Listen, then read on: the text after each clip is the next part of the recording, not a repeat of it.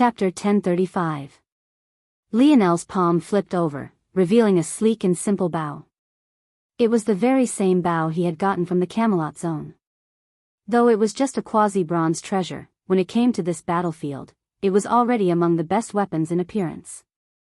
And, when it came to matters of marksmanship, Lionel truly didn't need anything more than just this. In the blink of an eye, half a dozen arrows appeared on Lionel's bowstring at once. As though he hardly needed to calculate anything, they shot outward, piercing through the throats of just as many birds in what felt like an instant. No amount of maneuvering seemed to matter. With every light breath Lionel took, another bird fell from the sky.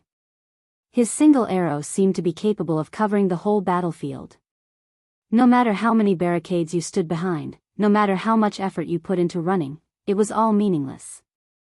Lionel's body and the bow seemed to vanish. No, it wasn't that it had vanished, but rather that they seemed to have become one. The twang of the bowstring was no different from a flex of Lionel's arm or a whipping of his leg. The curve of the bow's body was no different from a tensing of Lionel's spine and a priming of his heart. It had been so long since Lionel used a bow, rather choosing to rely on his crafting skill to create powerful sniper rifles. The only reason he was using it now was because he realized that it was a more efficient use of his stamina. Even though the sniper rifle didn't drain him like it once did in the past, it still packed a punch. However, Lionel never expected to suddenly become immersed in this feeling he hadn't touched upon in such a long time. There was something about the bow that existed on a plane separate from the gun. No matter how hard Lionel tried, he always felt that there was a barrier between him and his guns truly breathing as one. And yet, that barrier seemed to be as thin as a sheet of wet paper when he picked up his bow. Visit. For a better user experience, Lionel asked himself the same question he had asked of his spear. What was so special about bow force? It was a funny question because Lionel wasn't even certain that he had ever used bow force before. Had he ever grasped it? In truth, he wasn't really sure. He thought he had, maybe, possibly. But, had he really? Likely not. For a long while, he hadn't felt that there was any difference between the weapon forces. They just made things sharper, right? In that case, why grasp bow force when he could just attach spear force to his arrows? Wasn't it the same thing regardless? Unknowingly, Lionel had restricted his bow force in this way, making what he had comprehended from Merlin's trial quite benign and useless. So, he asked himself again. What separated bow force from other forces? It felt like the answer was range again. In fact, it felt like the answer was range times 10. But Lionel felt unsatisfied with this answer. It wasn't because this answer was wrong. In fact, it was correct. The reason he was unsatisfied was because he felt that it was too simple. Lionel fell into a trance-like state. His fingers moved faster and faster and the arrows he released seemed to blot out the skies all on their own. Before the boat had even crossed from 2 kilometers away to just a single kilometer, more than half of the birds in the sky had been slaughtered. Visit. For the best no_vel_read_ing experience at that moment, Lionel entered the range of the Krar's marksmen and they began to try to snipe him out of the skies before Lionel could get to them. But, that was when something Radlease, Libly, and the twins would never forget in their lifetimes happened. Lionel's speed hit a new gear. He ran out of arrows and simply began to form them with his earth force. His arm became like a blur and the bowstring often didn't even have a chance to settle before he slotted another arrow in and pulled. At that moment, they all witnessed a single bowman facing off against dozens. Lionel sent out several volleys, his arrows perfectly clashing with the ones the Krar's marksmen released. At first, it was even and they seemed to have reached a stalemate. The clashing in the skies grew resounding, flashing lights of all colors coming from one side only to be blocked by a curtain of bronze from another. It was as though the arrows had become no different from droplets of rain rebounding against one another in the sky. But then, the situation changed. Lionel's arrows began to skim against the sides of the oncoming arrows. It seemed that he had missed at first, but then it became clear that a single one of Lionel's arrows began to disrupt the path of 2 others. Then 3 others. Then 4 others. Bang! A surging aura burst from Lionel's body. A golden spear light flickered into and out of existence on Lionel's forehead as though it was fighting back against something, but it was to no avail. Lionel's arrows suddenly gained life of their own. Rather than speeding up, his pace suddenly slowed. And yet, under the astonished gazes of those watching on, it wasn't Lionel who began to lose, but rather the marksman of Krars. Visit. For a better user experience, Lionel took a light breath, an arrow releasing along with his exhale. It curved through the skies, skimming against the side of one arrow after another. It used the arrows of the Krars marksman almost like a racetrack, its trajectory curving along as though it had a mind of its own. Then, shoo! The neck of a bird was pierced right through, the very first one to be felled in the last several exchanges. It felt as though the battlefield had fallen into an eerie silence, a single young man with a blazing aura becoming the center of attention.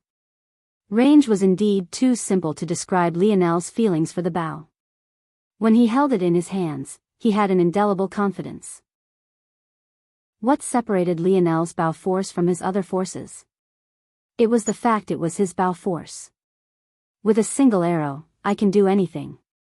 A mighty violet fog billowed to life around him. Visit. For a better user experience.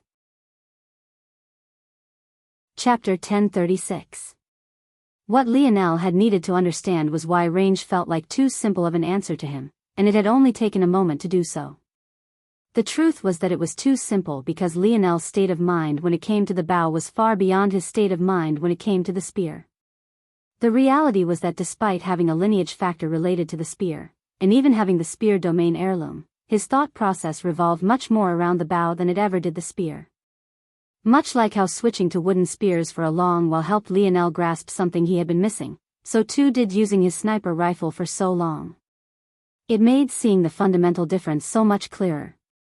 The reality was that Lionel's explanation was much more complex for the bow because if his spear force could be considered to have stepped into level 2, then Lionel's bow force had just entered level 3, skipping over level 2 entirely. Lionel was sure that there were probably names and categories for this stuff already documented, but he had purposely not used the dictionary to learn about them. He didn't want his progress in this fashion to be influenced by anything else. It was quite interesting. Lionel was always worried about missing out and had always wanted to learn as much as he could about everything. But, for some reason, when it came to his spear and his bow, he wanted the exact opposite. Something about them felt deeply personal in a way he found difficult to describe. In the end, he chose to follow his gut. And as things stood now, it was doing wonders for him. Lionel released another arrow, but the result of this one caused the expressions of everyone around to change wildly. The air around the arrow vibrated out of control and the force in the surroundings seemed to distort. It hadn't even reached its destination yet, and yet not a single soul failed to see through its danger. Dee and Dre, who were among the very first to fall victim to Lionel's arrows and lose their bird, had their pupils constrict. The latest _AP_SODIs are on the website. Dre had been waiting for the archers to deal with Lionel first before he deployed his bird once again to command to the battlefield. But to his shock and horror, Lionel alone had actually rendered his men completely useless. And now this arrow, shuu. Lionel blinked. I missed? Lionel was baffled. Even back to the days when he was a normal boy playing quarterback on a football field, he had never missed. It sounded ridiculous, but it was the truth. Lionel couldn't ever remember being inaccurate in his life. And yet, for the first time, he actually missed. Bang! The sight was devastating. Lionel's arrow passed over the head of a bird, missing its neck. However, just as it did so, it was as though everything ruptured. The head and part of the bird's torso was shredded to pieces. The marksman on its back screamed in horror as they too were torn and ripped apart. It was as though a spinning vortex of space element force whipped by, forming a black hole that pulled everything apart and left nothing but droplets of blood, flesh, and an inky blackness. Visit. For the best no_vel_read_ing experience, the space in the surroundings continued to tremble as the arrow shot into the distance. As though it was a nuke, everyone on the battlefield scattered, rushing out of the range of the arrow before it could get anywhere near them. Bang! The arrow collided with the calm waters of the second lake crossing. A devastating whirlpool formed and water as sharp as knives and needles jetted out in all directions. Screams of agony and pain erupted. Those that hadn't managed to get far enough away found themselves sucked in, the devastation of the arrow shocking them to their cores and reaping their lives. At least a dozen fell into the silence of death in that one instant. Lionel frowned, raising his hand to his bow again. But, right as he was about to fire again, he felt his forearm spasm and a large chunk of his mental stability vanish. What the hell? Lionel's mind spun, his near-perfect recall activating as he replayed what had just happened. When he came to an understanding, his expression became somewhat solemn. His bow force had actually surpassed a level he could casually sustain. There wasn't much of an impact on his body as bow force came from the external, but his mental focus took a huge hit. It felt as though he was a normal human again and had just spent all day studying. It was exaggerated to the point he couldn't lift a single finger any longer. But, Lionel felt like his current self only had about 2 more of these arrows in him before he really wouldn't be able to think straight anymore. The latest _AP_SODIes are on the website. Unless I use auspicious air. But, even then, I think I would only be able to increase the number by 1. I never thought that would become a problem. What Lionel didn't know was that this was only natural. His so-called level 3 bow force was actually a concept usually only grasped by those at the 6th dimension, something he would know had he done his research. In fact, it couldn't even show its full strength due to Lionel's current limitations. Lionel could sulk about this and be unhappy. But was it even necessary? 3 more of these arrows to end this battle. Lionel grinned. Isn't that too easy? Lionel had had many plans brewing in his mind for how to deal with this battle, but he hadn't expected to have such a breakthrough before it even started. In fact, as long as he wanted, he could lower his bow force to level 2 and not have to worry about this drawback at all. However, where would the fun in that be? It was about time these people understood that what they should fear wasn't those vying for a piece of Earth along with them. What they should fear was Earth itself. Lionel raised his bow again, his free hand drawing 2 fingers together from the curve of the bow down the string.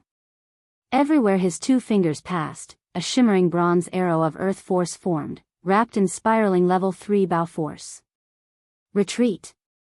Visit. For the best no_vel_read_ng experience, the roars came from all over the battlefield as the same thought resounded in Lionel's mind once again. With a single arrow, I can do anything. Chapter 1037. Lionel had barely drawn his bow into a partial crescent when panic took hold of the battlefield. Libly froze and suddenly couldn't move a single inch. No matter how she calculated, no matter how she racked her brain, she couldn't manage to figure out a method to live. So long as Lionel targeted her, she would die. For the first time in her life, she was 100% certain of a conclusion. The only people capable of resisting that strike were powerful quasi and true 6th-dimensional existences. In addition, they couldn't be normal quasi 6th-dimensional existences either. Considering how weak the Tier 9 pair of twins had been, losing to Libly who wasn't even Tier 7 yet, it was doubtful that there was anyone born in the Milky Way capable of such a feat. The only chance they had was if Lionel didn't fire at all. But what chance was there of that? Lionel's fingers released from the string, his actions smooth and unhurried. From barely being able to pull this bow to 20% of its potential, Lionel could now pull it to 100% with ease. However, he had chosen not to because it was simply unnecessary. Rippling waves of distorted air pulsed around the flying arrow. At first glance, it almost looked like the warped images one would see around an extraordinarily hot object. The air wasn't steaming, but its surroundings twisted and bent almost like a rippling puddle of water. Protect the princes. The roar came from the back line, but the Krar's warriors all fell into rank. As though this order was an injection shot of bravery, their eyes went red. Visit.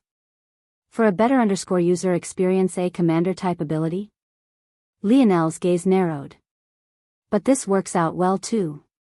Shoo! Several roars shot into the skies, rows upon rows of warriors blocking the path of Lionel's arrow toward D and Dre. As far as Lionel was concerned, the large number of Krar's warriors was the main roadblock to him capturing this space. So, he hadn't hesitated to target their leaders as he had done from the very beginning.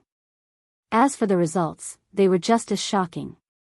Lionel's arrows became no different from a screeching projectile shot from a powerful ballista. It tore through the first line of warriors, reaping 3 lives at a time. Even the waters it traveled over split beneath its momentum, creating a violent churning effect that made the situation all the more disastrous. This time, the arrow was on target. Lionel wouldn't be taken off guard by the same thing twice, and he had already adjusted his calculations. The result was an arrow far more devastating than the last. The first casual arrow reaped just over a dozen lives despite hitting nothing but air the whole time. This arrow, however, reaped that many on just first contact. It tore through the army, shredding armors to pieces and twisting flesh and bone into grinding meat paste. Visit. For the best no_vel_read_ng experience. D and Dre watched on in horror, their hearts trembling. Even the elite warriors they had originally come with found it difficult to even move an inch. The only one who had managed to do anything was the old man who shouted out earlier, but even then he had only done so to protect himself. This is a suppression between dimension. Who is this monster? At that moment, Dre finally understood. They were truly finished. Bang! The arrow finally landed on the waters, a violent churning of water jetting outward. Shards of space followed suit, shredding anyone in its way to pieces. By the time the waters calmed, 1/4 of the thousands the Krars had brought had been wiped out.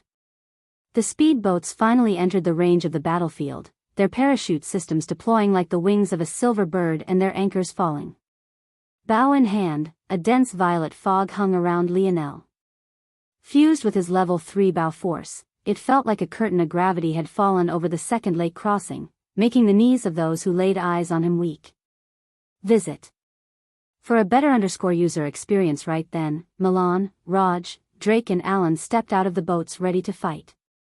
However, what they saw when they came out left them speechless. The retreating warriors had come to a grinding halt, not daring to move a single step any longer. A cone-shaped had opened up toward the center of the battlefield, followed by a path of blood and gore.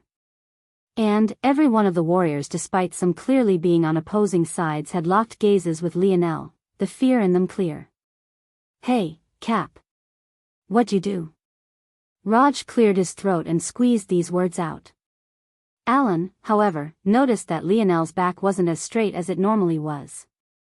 In fact, his skin was paler than usual as well. Whatever it was that Lionel had done clearly took a lot out of him. While it was true that Lionel could fire 2 more of these arrows if he dug deep, that was only if he dug deep. He would only be able to fire 1 more without using his natural force art and relying on auspicious air, so really he only had 1 more in him currently. A theoretical number was far different from the true number. The reason Lionel hadn't pulled his bowstring all the way back was because he was well aware of this. Very rarely could humans reach their true limits. It often took trying circumstances and lack of choice to push someone to that limit. The fact that Lionel only had 1 more in him already put him in a state of sheer exhaustion. However, he still stood there, glaring at the battlefield menacingly as if he could release 100 more so long as they dared him to. The latest _AP_SODIes are on the website. Lionel's gaze swept through the battlefield before it landed on seemingly empty space. The moment it did, it narrowed somewhat, causing that empty space to shudder, releasing a hint of dark elemental energy that had most definitely not been there before. Radlease was forced to appear before the coercion, coughing somewhat awkwardly. "Hey buddy, long time no see. How's Aina? I bet she's just as beautiful as ever, right?" Chapter 1038. Radlease coughed awkwardly.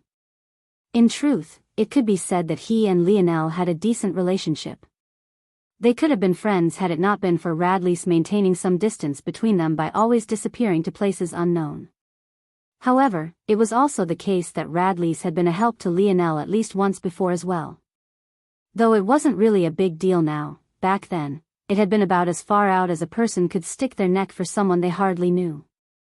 Back when Lionel had been faced with those three seniors, it was Radley's who had run off to get an authority figure who could help out.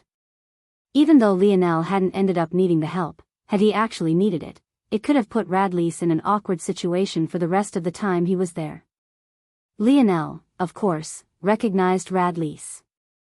But he wasn't as surprised as the latter might have thought he would be.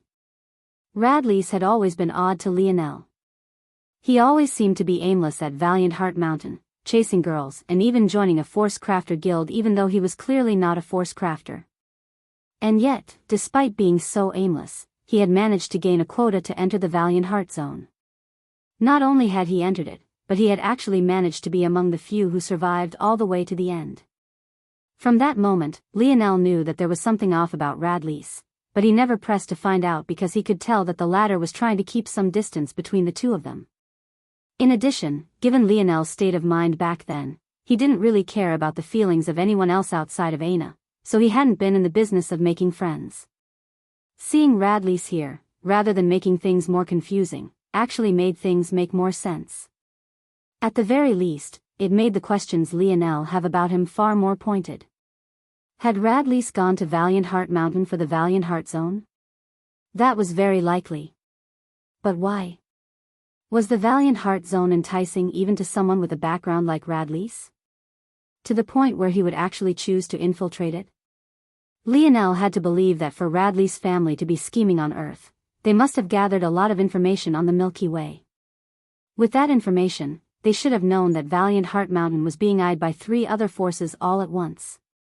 That meant that there was nothing to be gained from establishing yourself in such a place unless your only goal was their treasure. Due to this line of reasoning, Radley's must have entered the Valiant Heart Mountain for the sake of its own. This would also explain why he didn't show his talent until the crucial moment. But Lionel still felt like he was missing an important part of the puzzle. The latest _AP_SODIs are on the website. Rather than replying to Radley's, Lionel spoke to the army as a whole. You all have 2 options. Since there are 3 groups among you, they'll let you make the decision for your respective people. The first option is to continue this one-sided massacre. The second option is to surrender and become prisoners of war. Which will you choose? When Lionel's words fell, he had already raised up his bow and began to draw his 2 fingers through the air. Another bronze arrow began to take form, shimmering with bow force that bent and twisted the space around it. Of course, Lionel was only using level 2 bow force currently while masking it with space elemental force to mimic the same effect. But they didn't need to know that. Right? Lionel knew that if he really pushed himself to draw a 3rd arrow, he'd fall into a coma for a long while. If he wasn't here to command the war, then who would? He had too many responsibilities to fall here. I surrender. Lionel raised a brow. The voice was female and came immediately after his words fell. It was clear that this person had made a decision long ago and chose to surrender. Lionel was a bit surprised to find that it was Libly. From what he knew about this young woman, she was quite headstrong. But it seemed that she also knew how to be flexible as well. Visit. For the best no_vel_read_ng experience from the look in her eyes, it didn't seem like she was afraid of death. But she also didn't seem like she was faking it either. Lionel nodded her way. As long as Libly surrendered, it meant the rest of the Radix family would follow suit as well. Raj. Gotcha. Raj's chubby fingers moved and a swarm of metallic sand shot forward, wrapping around Libly who had long since stepped out of her battle suit. I surrender as well. Radley's chuckled. You won't treat me badly, right Lionel? Toward Radley's casualness, Lionel could only be speechless. Did he not realize how serious these matters were? Or maybe this guy was just always like this? Dee and Dre took this matter the most harshly. The Krar's family had the most to lose in this endeavor and they had gone all out to fulfill that goal. And yet, their plan had been thwarted like this? Even though Di and Dre only represented one prong of their attack, they were among the most powerful. What did this say for the rest? However, as much as they wanted to fight back, fear gripped their hearts. The river was still dyed with blood that had yet to be washed away. If they answered wrongly, that could be them. Visit. For the best no_vel_read_ng experience, brother. Dee's jawline clenched. The twins looked toward one another, their expressions grave. Dre sighed. I'm with you if you're with me. Dee grinned. Might as well go down swinging. This wasn't a casual matter for them. Libley and Radleys might be able to surrender, but that was because their people would be just fine. Their families would likely negotiate a large ransom for their return. However, the Krars could not afford this. All of their chips had been pushed to the center of the table. Even if they couldn't win this battle, they had to weaken Earth as much as they could. Lionel could already tell what their answer would be the moment he saw these looks. Men of Krars. Dee's voice boomed. Protect your homes. Dee and Dre dashed forward through the cone of blood formed amidst the battlefield, taking on the vanguard. If they died, then they died. As princes of their empire, they had to be the last to give up hope. Lionel's gaze narrowed and he waved his hand. Thousands of soldiers swarmed out of the speedboats, the final battle for the second lake crossing beginning. Visit. For a better user experience, unfortunately, it seemed that the finale was already set in stone. Chapter 1039. The battle lasted less than an hour. Even without releasing his arrow, just the oppressive might of Lionel's level 3 bow force was like a domain all to its own. Its presence alone had a suppressive effect on the Krars that lasted until the very end. By the time they realized that this was all because Lionel couldn't casually release such attacks, it was already too late. Dee and Dre found themselves caught much like Libley and Radleys had been. They had wanted to fight to the death, but why would Lionel allow that if he didn't have to? These two represented a treasure trove of information. As for whether they gave it up willingly or via the use of different means, Lionel didn't particularly care. He was sure that there was someone with an ability useful in this respect somewhere. You tricked us. Libley spoke plainly. At this moment, the second lake crossing was no longer empty. It had gained a large metallic cube chained to its surrounding islands as well. Within this metallic cube, Libley, Radleys, and the twins lay in chains while the remainder of their armies had been placed within segmented cubes. Lionel stood before their jail cells, made of the very same material the dark cloud prison of Earth was formed of.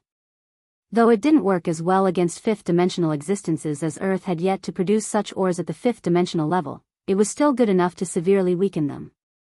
Lionel shook his head. He hadn't tricked them. If Libley and the others insisted on battling, he would have definitely drawn his arrow once again. Libley was well aware of this as well, which was why despite what she said now, she didn't regret her decision. She was logical almost to a fault, and unless it was strictly necessary, she would never sacrifice herself meaninglessly like the twins tried to. As long as she survived, there would be a chance at another day. But, if she died, any hope there might have been would be lost. It was wholly irrational to fight losing a battle, so she refused to do so. The latest _AP_SODIES are on _the website. Lionel ignored Libley for a moment and looked toward Radleys. The latter was still as pale and lanky as ever, but his breath was stronger than it had been in the past. It was clear that he had hid himself deeply and may very well still be hiding himself. For someone who had been captured as a prisoner of war, the smile on his face was too bright. Why did you join Valiant Heart Mountain? Lionel asked. Radleys blinked. Can't a man chase skirts? I'm still in the prime of my youth. Gil, who wasn't too far away, burst into laughter. Hey, Cap. I like him. Maybe we should let him go. Two perverts in a pod. Alan shook his head. What do you know? A sign of a healthy man is his perversion. Only we can allow the true nature of the repressed female to shine forth in its true glory. It's you prudes that are responsible for the double standards those repressed flowers must suffer through. Oh yeah? Milan laughed. There are plenty of brothels on Earth right now and our population's lacking. Why don't you go take a few of those repressed flowers as your wives and have some babies? Gil coughed. Everything in moderation, friend. Everything in moderation.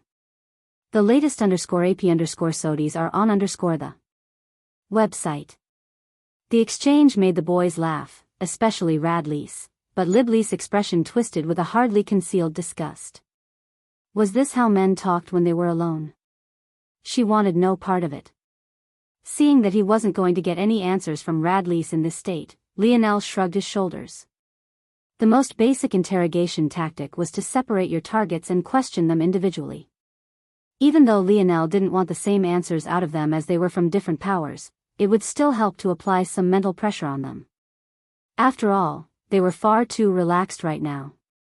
The only ones who had dark expressions and didn't say a word were the twins, but this made sense since they were in the worst situation. Still, Lionel hadn't bothered to do any of this because he didn't expect deep answers from any of them. Rather, he just wanted to know some surface things. As for what was hidden underneath, he would leave it to those with special abilities to find out. His only purpose was to find out some useful surface information. Your cube, I'm very interested in it. What is it? Libley frowned. But it wasn't exactly a secret either, so she felt that if this information could allow her to continue remaining here comfortably until someone saved her, that would be fine too. The radix cube is a tradition of our radix family. From the moment we begin to learn crafting and awaken our bronze force, we begin to build our own. During our lifetimes, we'll modify, change and improve our radix cube until it can become more and more powerful. Lionel felt intrigued by this, his eyes glowing until he thought of something. None of you restart? The latest _AP_SODIs are on the website. No. Libley's reaction was fiercer than Lionel had expected. She seemed to realize this as well, so she calmed down considerably after a moment. It seemed that Lionel's question had touched on a taboo he wasn't aware of. However, Libley clearly didn't want to say more after this and directly fell into silence. Unfortunately, her outburst had revealed enough. Clearly, this radix cube was a core part of their power and couldn't be easily abandoned. At the same time, though, taking it was also difficult. After all, even after searching Libley, it was nowhere to be found. The only explanation was that it had been absorbed into her body, something that made sense considering how Lionel had originally seen it be taken out. Lionel didn't bother to press any further. If he wanted to know more about the radix cube, he would likely have to take some risks. As for how far he was willing to go, maybe only Lionel was aware. And your bronze force, what is it and what does it do? Our bronze force is capable of invading the structure of metals. On the surface, it seems to just change its color. But, when the bronze force of a metal reaches a certain point, it can then be controlled by our radix family to act and react in ways it wouldn't normally. It's especially useful for crafting small and intricate parts. When you don't have a metal spirit, that is. Libley gazed toward Lionel, clearly remembering why they had clashed the first time to begin with. As for Lionel, he could tell that Libley probably hadn't told him the full explanation, but his alone was enough for now. Finally, Lionel turned his attention toward the twins. However, the result of this was far more complicated than he had expected. Seeing their downtrodden appearances, even setting aside their injuries for a moment, Lionel felt as though something within himself had shifted. Just kill us. Dee said without raising his head. We won't tell you anything.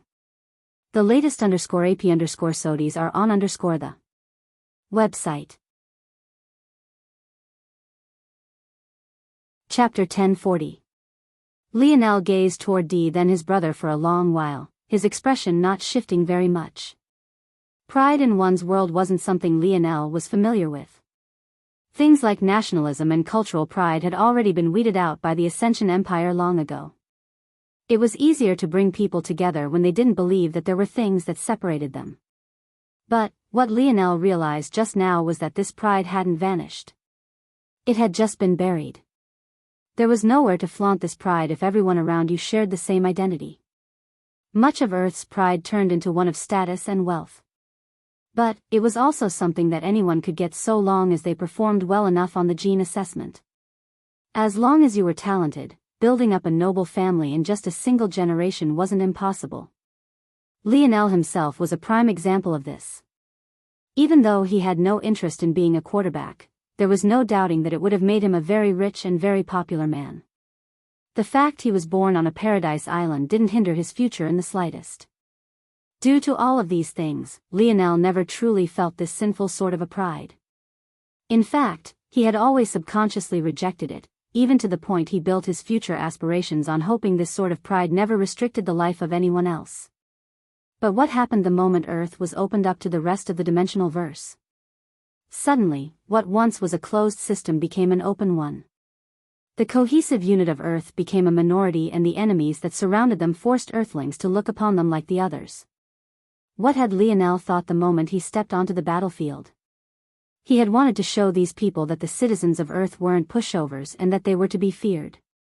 But, wasn't that the antithesis of everything he wanted to accomplish? Visit. For the best know_vel_read_ing experience in just a few steps, even he who was consciously aware of it all, or at least assumed himself to be, had fallen victim to the same sort of indoctrination.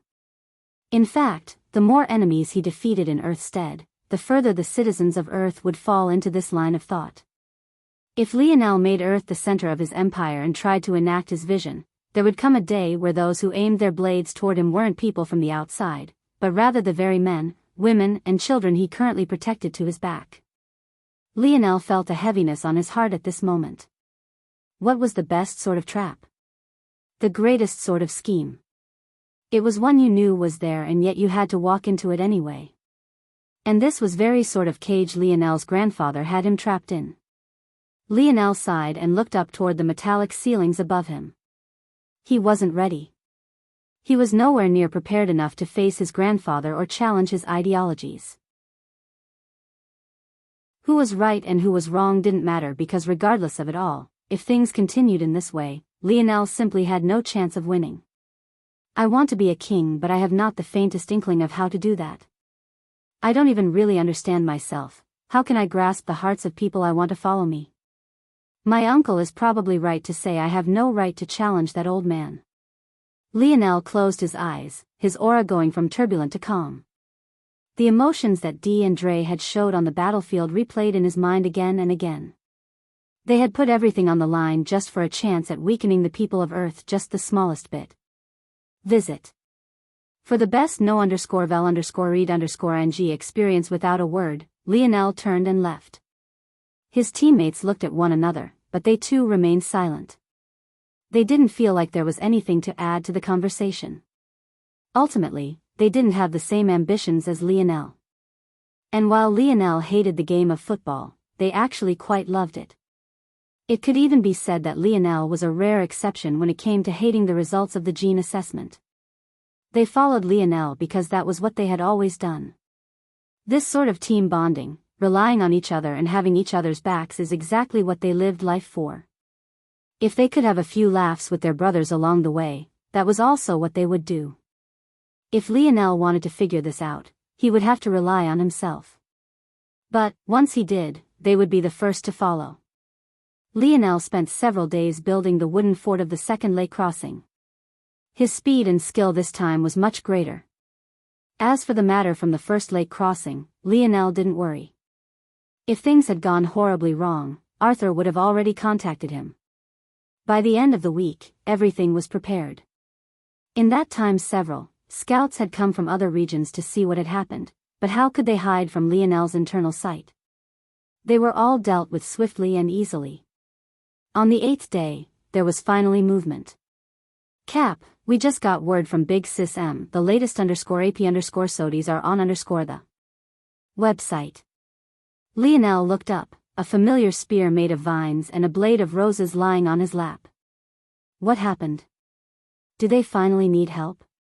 No, Alan spoke as he came into view, a slight sheen of sweat from his daily workout still on his forehead. Something weird is going on.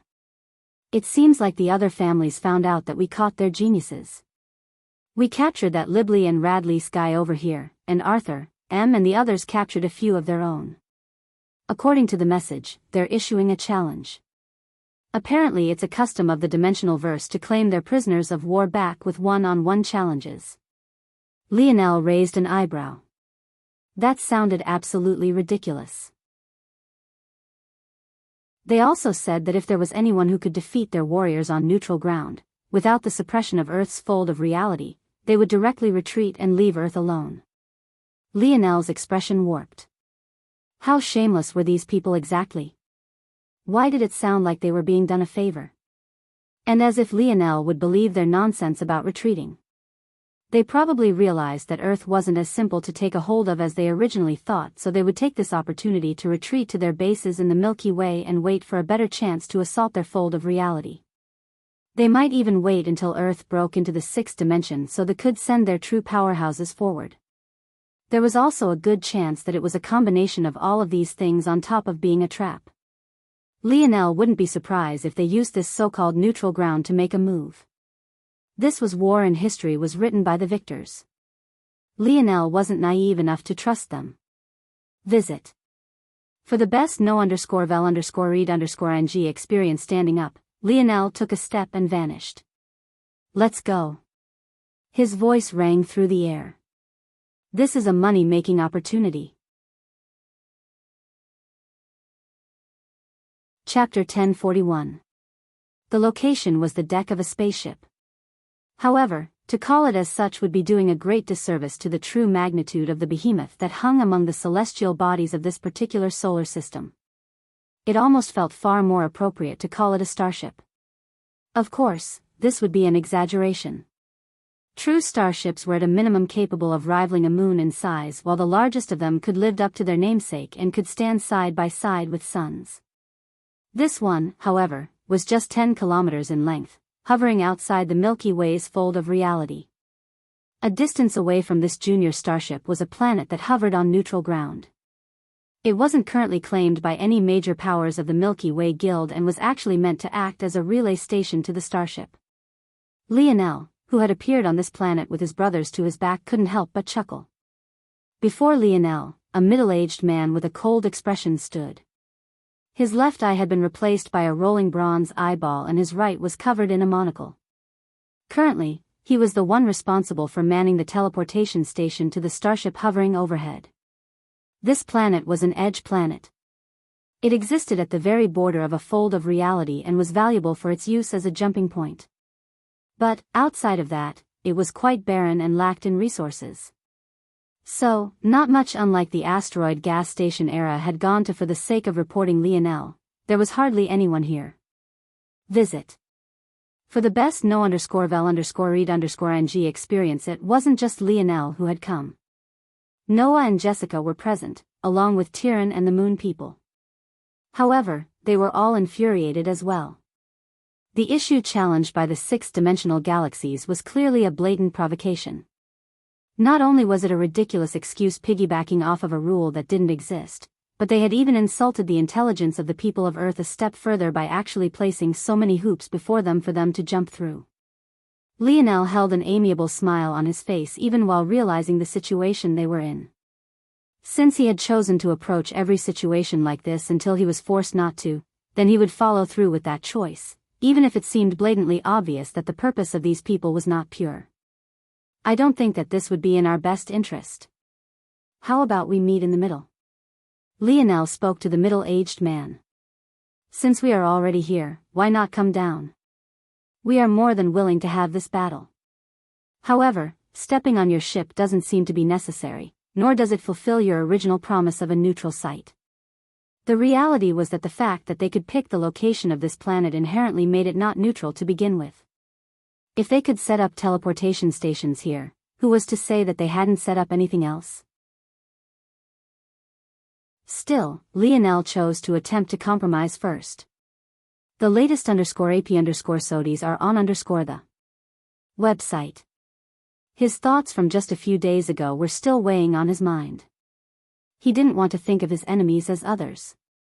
He wanted to think of them as future subjects that he would one day subdue, people no different from himself. He was consciously trying to fight back against his own human nature to form in-groups and out-groups. As such, he couldn't just come in guns blazing just because someone was trying to play hardball in negotiations. But what Lionel was going to find out very soon was the fact that sometimes it simply didn't matter how charismatic or nice you were. Oftentimes, logic was irrelevant as well. At a certain point, only those that were strong got a say in what could be deemed as reality and what couldn't be. And, as though to prove this, the middle-aged man's lip curled into a crooked sneer as though only a single half of his face worked properly. "We have already laid out the requirements to end this war with as little bloodshed as possible," he said. "However, if you don't want this olive branch, well, directly use this planet as a springboard to send out 6-dimensional powerhouses into your galaxy. Then we'll end things our own way." At that moment, Lionel came to an understanding. They hadn't called them here to battle or even have these peace talks. They had been called here as a display of their strength and also as another slap to Earth's face. It was as though they were coddling Earth, showing them their trump cards like they didn't have the ability to find these things out on their own or understand them. The latest _AP_SODIs are on the website. And the most disgusting part of it was that they were correct. So, let me get this straight. You made up a bogus rule you thought we would be stupid enough to believe actually existed. You then made us teleport to this so-called neutral ground. And yet, instead of this neutral ground being the location of battle you asked for, you want us to teleport again so that we can go to your spaceship? Milan spoke without a care for courtesy. Usually, with Lionel and Noah taking the helm as princes of Earth, it wasn't the turn of others to speak. But, having been following Lionel for so long, a man who didn't really care about such strict hierarchy, Milan never hesitated to speak his mind, even in the face of these people. He was already infuriated at this point. These people, did they really think that they were stupid? The reason they had come here despite knowing that this prisoner competition was bogus was to prove that they had nothing to fear. Even if it was one-on-one battles, who cared? Since when were the people of Earth afraid of anything of the sort? But now they were very clearly taking it too far. The latest _AP_SODIs are on the website. The middle-aged man's bronze eyeball spun, landing on Milan. Without a word, a formless pressure shot outward, forcing Milan to retreat explosively. Even one of his energy shields imploded on contact, not being able to withstand even a single surge of aura. Before anyone could react, Milan had already been forced backward dozens of meters. "Tell your barking dog to watch his mouth. It's already beneath me to waste my time here. This isn't a negotiation. You either do it, or you face the consequences." Lionel's smile slowly faded. Chapter 1042. On the back of the junior starship, several groups of individuals stood. It became clear after some observations that they mainly fell into 4 categories. There were the unit of the Radix Midas families, then there came the Umbra, Rain, and even the Flora family. Despite their status as lifelong enemies, the Flora family had still come together with the Radix Midas families. It was clear that benefits were placed above all things when it came to these large families. Though there was some tension in the air, it wasn't anything these noblemen and women hadn't experienced countless times before. What was a gathering of noble families without millennia of pent-up grudges and never-ending revenge stories? At this moment, though, they all stood with cocktails and drinks in their hands, laughing and amused expressions on their faces as they gazed down toward the planet below. It was definitely a good choice to send Roxanne to go and make our stance clear. Look at how much fun he's having down there. The one who spoke was a gorgeous middle-aged woman. She had sparkling blue eyes and cascading black hair. There was something about her that seemed particularly illusory even though she stood on the back of the junior starship just like the rest of them. This woman was the current head of the Rain family, Dolores Rain. "My little brother has been a pain in my neck all his life. It's about time he put that talent of his to some use." The head of the Radix family, Averone Radix, laughed. He currently stood right by the head of the Midas family, a man of enormous stature with teeth shimmering like sharpened rubies, Cirrus Midas. Visit. For the best no_vel_read_ng experience, the fools of Earth actually dared to capture one of my sons and yet were stupid enough to come here as though there could be negotiations after that. This is the first time I've met a fifth-dimensional world that actually dared to be so arrogant. My Flora family has been sorely lacking in elite spores recently. It'll be certain to teach them what fear and respect is. The head of the Flora family was a woman with breasts twice the size of her head. But this was also because she could be considered to be overweight. Her belly bulged beneath her green gown and her chest threatened to pop it at the seams. It was clear that even if she lost the extra weight, she would still be elite in that department. The trouble was that this was hardly enough to make up for other, odd features. Head Belize Florer had a head of hair constructed of dark green vines. They appeared to be somewhat slimy on first glance as they were constantly exuded an odd viscous liquid that released a smell even more pungent than Head Cirrus sulfur breath. This smell was akin to concentrated cut grass, making it difficult to breathe. If that was it, it might still be acceptable. But Head Belize also had a spider lily growing out of her forehead and its roots were visible beneath her skin. It made one's spine tingle watching the roots pulse every so often, sucking in her blood from nourishment. For a family of supposed tree lovers and huggers, the Flora family was seen to be the scariest of them all. If they were aware of exactly what elite spores were, this conclusion would be even more set in stone.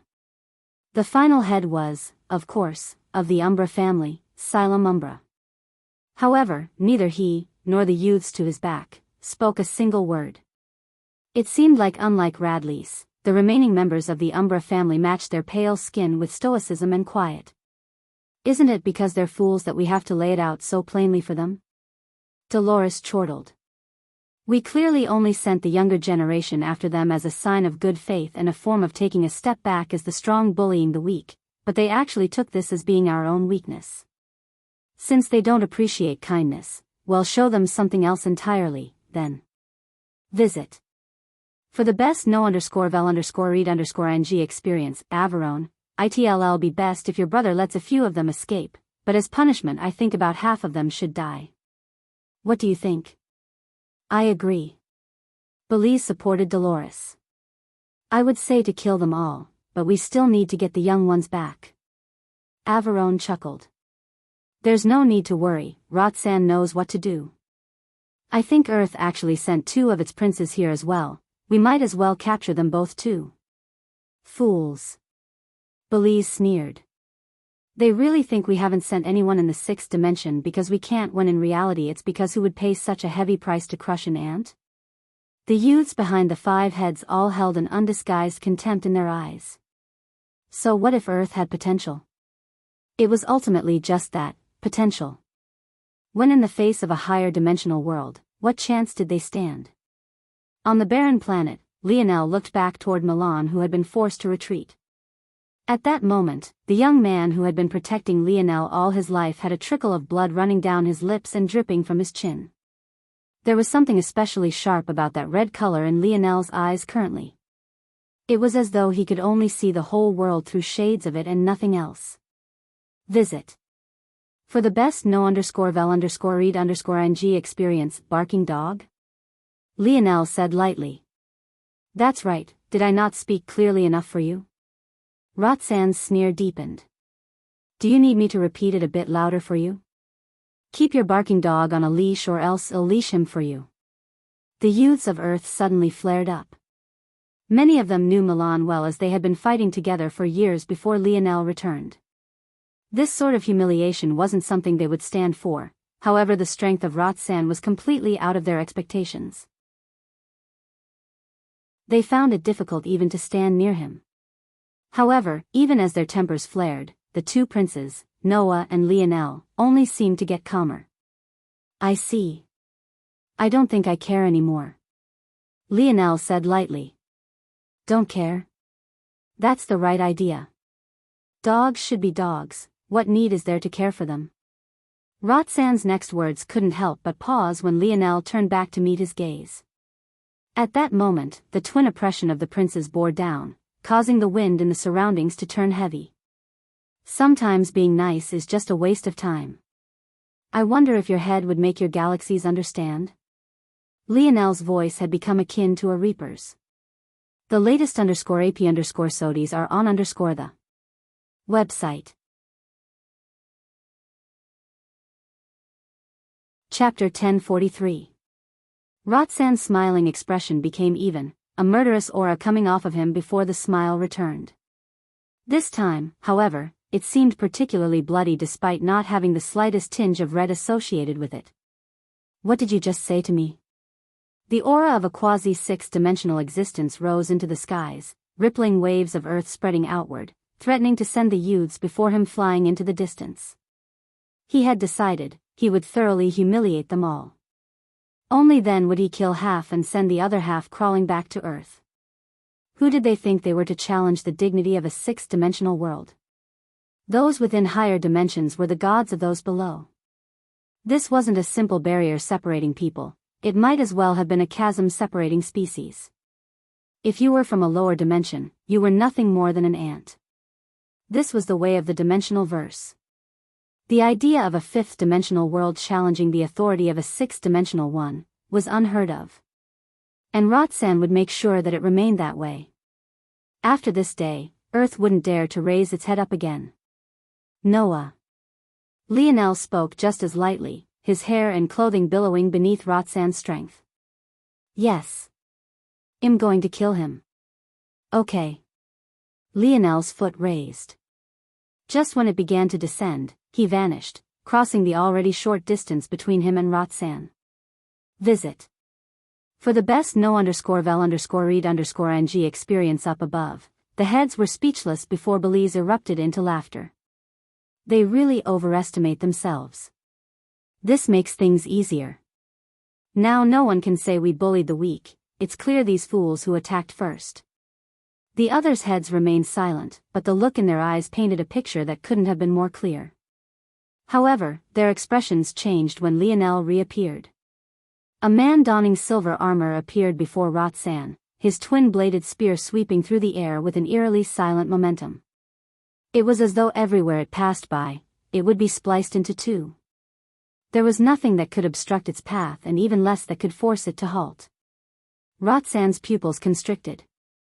He could feel the strength behind Lionel's strike, and it somewhat surprised him. But it was nowhere near enough to force him into a corner. He raised a hand, his radix cube actually appearing, something that made his brother's gaze narrow. For Rotsan to take out his radix cube to face a junior, this was definitely out of their expectations. It was clear that they might have miscalculated a small measure. However, even then, they felt that this was good. If Rotsan wasn't underestimating his opponent, this would only end swifter. Rotsan's radix cube shimmered, adhering to his palm and coating to fit it. He struck out toward Lionel's strike, but what happened next was only further out of his expectations. For seasons.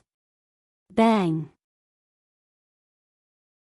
An eruption of universal force rocked the skies. Rotating artistic conceptions fused and diffused around Lionel, each forming a gorgeous image in the skies that gave the barren planet some character. The latest _AP_SODIES are on the website. Summer. Radiant core. The images shifted and grew brighter, a singular core of silver red less than a quarter the size of Lionel's head forming. It appeared between Lionel's spear blade and Rotsan's bronze palm, leaving a sickening crunching sound in its wake. Rotsan's eyes widened, a shrill cry leaving his lips. He could feel the force of his radix cube being distorted. And, even worse, there was a strong radiation and heat searing his skin to it. In the blink of an eye, not only had his hand shattered, but it had also gained a coating of molten metal. He retreated explosively, his mind going blank. This was his radix cube. How could it possibly be so fragile? It was designed for battle. It was only at that moment that Rotsan noticed the weapon in Lionel's hand. As a force crafter, it only took him a single glance. Quasi-silver? Rotsan didn't get much time to think when he realized that someone was actually behind him. Noah had appeared with his enormous saber. It rested on his shoulder, his gaze remaining just as placid as Lionel's own. An eruption of universal force surged out of him, the skies beginning to twinkle with flashing meteors, radiant moons, gorgeous worlds and sparkling stars. Like this, Lionel and Noah split the battlefield in two. On side was a paradise of the skies, the other was a paradise of the earth. A clash of the greater dimensional verse and the simplicity of the seasons. It was the kind of gorgeous painting that deserved to be immortalized. Noah swung down. Unlike Lionel's silent strike, his resounded like rumbling mountains. The air quaked and the ground beneath his feet split. Visit. For a better user experience, damn it. Roxanne was infuriated. He had been caught off guard by Lionel and now he was suddenly being pincered by two brats. Did they really think that he was a pushover? Roxanne brought down a strong chop midway up his forearm, slicing his own hand and wrist off. The radix cube fell to the ground along with his flesh. But, just before it hit Earth, it rebounded as though it had a mind of its own, shooting up into the air again. Roxanne shot out his bloody stump as his bronze eyeball rotated. A laser shot out from it and toward Lionel. At the same time, the radix cube morphed despite some of its internal components being melted. It reformed an enormous palm, replacing Roxanne's missing hand. With quick actions, Roxanne spun back toward Noah, slamming a palm of spinning gears toward his saber. Bang! A surge of force clashed between the two. Having been forced to attack in a hurry, Roxanne was only able to gather up enough strength to match Noah evenly. Complete cycle of the heavenly body realm. Roxanne's pupils constricted to an absolute extreme before his expression changed. That's impossible, Roxanne couldn't finish his thought, his force surging as he sent out an opposite palm toward his back. He didn't know how Lionel could have possibly managed to deal with his laser so quickly, but he didn't have time to think. Winter. Withering snowfall. No. Visit. For a better user experience, a spurt of blood shot into the sky, an arm spinning about in the air beneath the fountain of crimson. Chapter 1044. Roxanne's shock reached an untold level. He was certain that he had done enough to block Lionel, whether that be his laser or the subsequent attack. But, he had somehow lost his arm. That should have been impossible. His laser was a hidden measure and carried the impact of a Tier 9 expert, not to mention a speed that dwarfed even a quasi-6-dimensional existence. To make matters worse, his strike should have been more than enough to deal with a Tier 1 expert like Lionel who had only grasped the Four Seasons realm. But, to his shock, not only was Lionel's Four Seasons realm far more powerful than any Roxanne had ever come across before, but his winter artistic conception was actually able to corrode his force. The result was the force Roxanne prepared as a counter being rendered useless and his arm flying off as a result. To Roxanne's horror, Lionel's assault didn't come to an end, nor did Noah take even a step back. Their oppressive auras rose in unison, burying Roxanne's own beneath their might. Roxanne dove to the side, running from Lionel's blade and trying to slip Noah's in such a way that the two princes would be forced to clash. However, it was right at that moment that a new oppression descended. Lionel's gaze was cold, the pale violet hues of his irises dancing with a darker and darker light.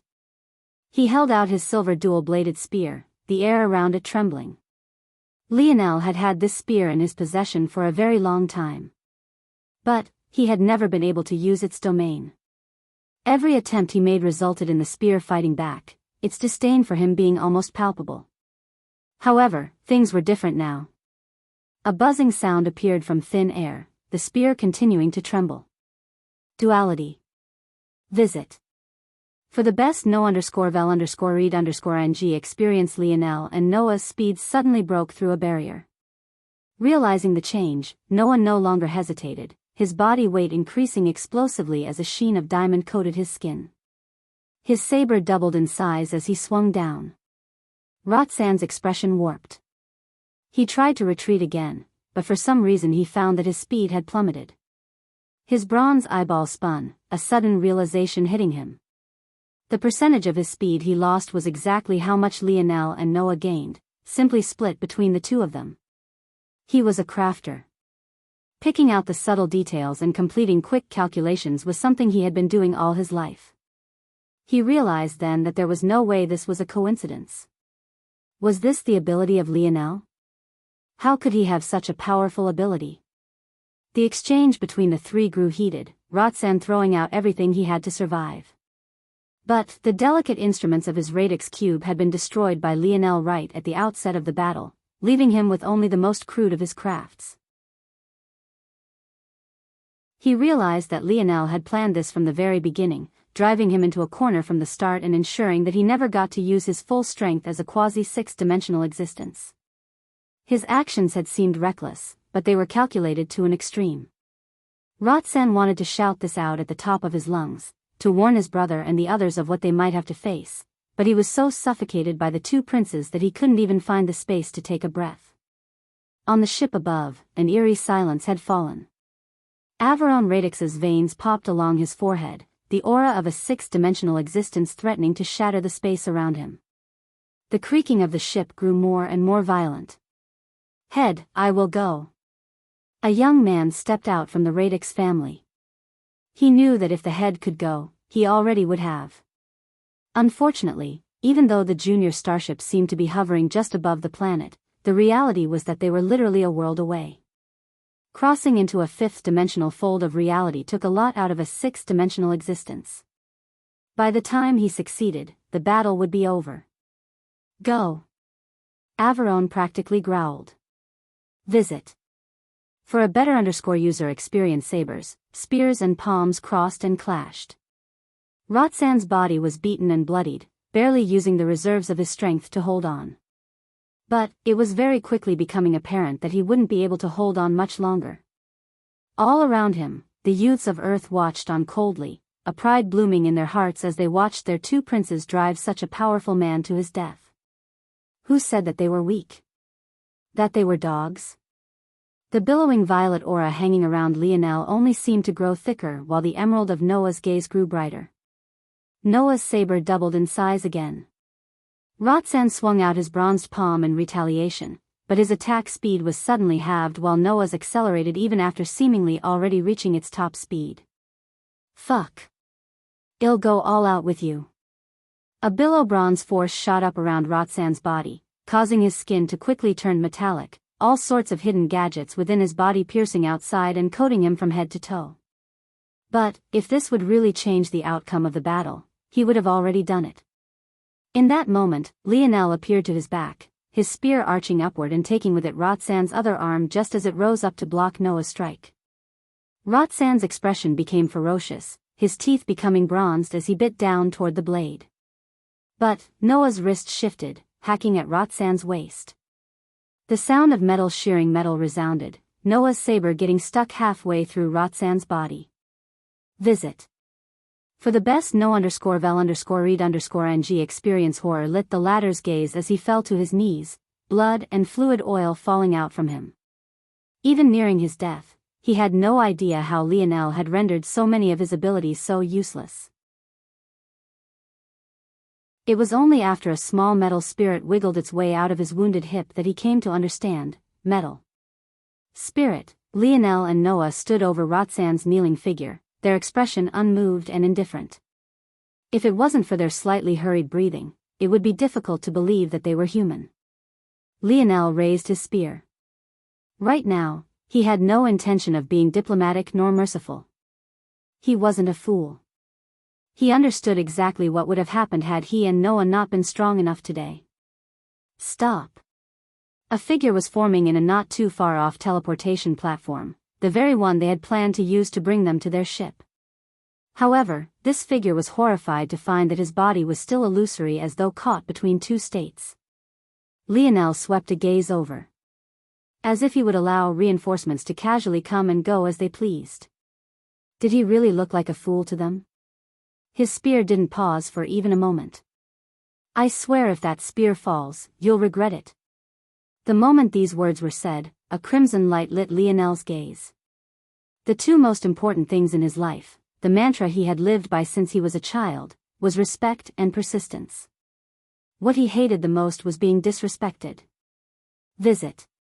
For the best no_vel_read_ng experience SHUU. SSSS Lionel's spear swept through Roxanne's neck, a fountain of blood following suit. Then, he pointed it toward the illusory figure. As many as you send is as many as I will kill.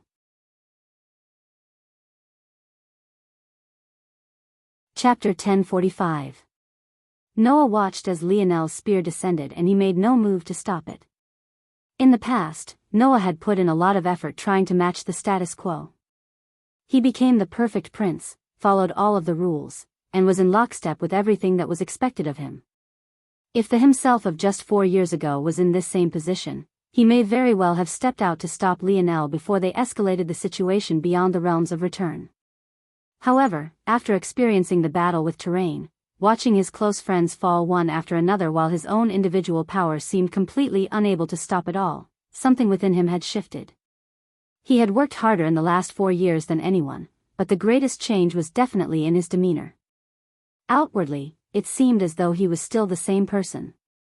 But inwardly, he was a caged beast lashing out against his chains, waiting to be released. So, when Lionel said that he would kill this man and even called out to him, Noah didn't hesitate to step forward for even a single moment. He was the prince of the Ascension Empire. All the youths here were people he was duty-bound to protect with his life. A slight against them was a slap across his face. They wanted to use them as an example? To kill and capture them as a warning to Earth? Well, in that case, they could taste his blade. The youth stuck within the teleportation platform fumed with rage. However, after speaking his final words, Lionel no longer paid attention to him, walking back toward Milan. The latest _AP_SODIs are on the website. Are you alright? Milan gave Lionel a cheeky, yet bloodied grin. It seemed he wasn't quite aware that his teeth were soaked with blood at this moment. Milan tried to speak, but he ended up coughing. Lionel frowned deeply, placing a hand on Milan's shoulder. When he used his internal sight to see the state of Milan's body, the coldness in Lionel's gaze grew deep. Milan might have been standing now, but that was only because his pride hadn't allowed him to fall. As prideful as Lionel was, his brothers were just the same. It could be said that there wasn't a single one of Milan's inner organs that wasn't damaged. In fact, maybe if it wasn't because of his skilled application of his energy shield, the result would have been worse. Both James and Milan shared the same ability. However, when James awakened, he was grade while Milan was C-grade initially. As both matured, the gap between them increased exponentially. After seeing James' application of his energy shield, Milan realized that he was far behind in not just talent, but ingenuity as well. So, he began to experiment with changing the form of his energy shield, and the result of this actually saved his life this time. Lionel seemed to realize this as well because his Dream Path ability hadn't computed this progression for Milan either. Of course, that was because he had yet to use Dream Path again since he returned, but it was the reality nonetheless. Calming his emotions, Lionel began to heal Milan. Only after the latter was back in perfect condition did he look toward the youth who was currently still stuck between teleportation states. No matter how hard he tried, he could neither go forward nor backward. At this point, rather than his usual bravado, he had silently begun to feel fear. If Lionel had already killed one of them, why not one more? The latest _AP_SODIs are on the website. Bang! Lionel clenched a fist, the space around the teleportation platform warping and shattering. No. Lionel was completely unmoved. Let's head back. Lionel looked toward everyone before landing on Noah. I'm sure that their attacks will be more furious now, but I can also tell that you're all dissatisfied as well. Make sure they feel that dissatisfaction. Lionel waved a hand, activating the teleportation platform they had used to come here. However, everyone's gaze was on Lionel, who was clearly not coming with them. I won't be far behind you all, I just have some things to finish first. Lionel said with a smile. Even though his smile looked just the same as it always did, for some reason, it felt especially cold at this moment. It was only now they realized just how easy it was for Lionel to fake this smile, and it made them wonder. How many other times had he done exactly that? Visit. For a better user experience, the youths all vanished, returning to Earth's fold of reality and leaving no one but Lionel and Roxanne's corpse on the barren planet. Lionel sent a gaze up toward the junior starship looming on the planet's horizon before directly ignoring them and moving toward the decapitated corpse. Little Tolly bobbed upon Lionel's shoulder, looking on with excitement. This was the first time the little guy had gotten to participate in a battle so directly, and it was clearly more than just a little excited. However, Lionel let it have its fun. After all, if it wasn't for little Tolly, the battle wouldn't have ended nearly as simply. That moment when Lionel used his radiant core artistic conception, Roxanne thought that it was it that melted the core component's radix cube, when in reality it was a clever and stealth application of a small piece of little Tolly's body. In a panic, Roxanne cut his forearm off, but that was the perfect mask to allow little Tolly to sneak into his body. Under any other circumstances, little Tolly burrowing through your flesh would have alerted you to something being off due to the searing pain, but because Roxanne had expected pain from his forearm since he cut it off, he hadn't realized that anything was wrong. By the time he understood that something had to be off, little Tolly had already reached the metallic parts hidden within his body and began to destroy them all. In that state, since they were all his artificial body pieces, Roxanne hadn't felt any pain at all and only realized something was wrong when he tried to activate their mechanisms. Lionel wasn't under any illusions that he could defeat a quasi-six-dimensional existence, especially not one from a far more talented galaxy than the Milky Way. So, he felt no shame in using such hidden tactics for victory. The Radix family only had themselves to blame for daring to use metals in a battle with him. Visit. For the best no_vel_read_ng experience, Lionel squatted down by Roxanne's body and shot a fist through his skull. With one swift motion, he ripped out the latter's bronze eyeball. At that moment, the fury of the Radix family had definitely reached a peak. Chapter 1046. As though he hadn't mutilated the corpse enough, Lionel's finger twitched, sending little Tolly barreling into Roxanne's now empty eye socket. At that moment, Roxanne's body began to deflate, his skeleton losing its shape and his flesh slumping to the ground. By the end of it, the normal bone that was left was nearly none at all, leaving a grotesque flesh suit behind. Little Tolly shot out of Roxanne's eye socket. But, this time, the little guy was followed by a long snaking chain of bronzed metals. It was clear that these precious metals represented all of the hidden components within Roxanne's body.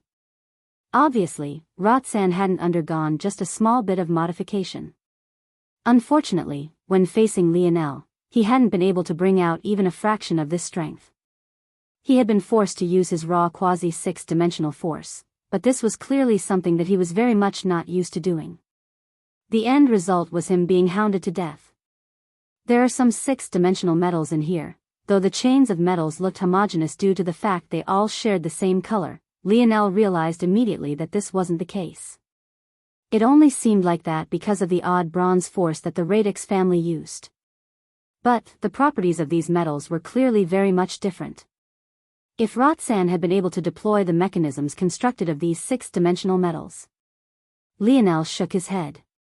His caution had bore fruit this time, and it alerted him to just how much he couldn't underestimate these higher dimensional worlds. Maybe in some ways, they deserved their arrogance. But, Lionel would make them pay for it nonetheless. The latest _AP_SODIs are on _the website. It'll put you to good use.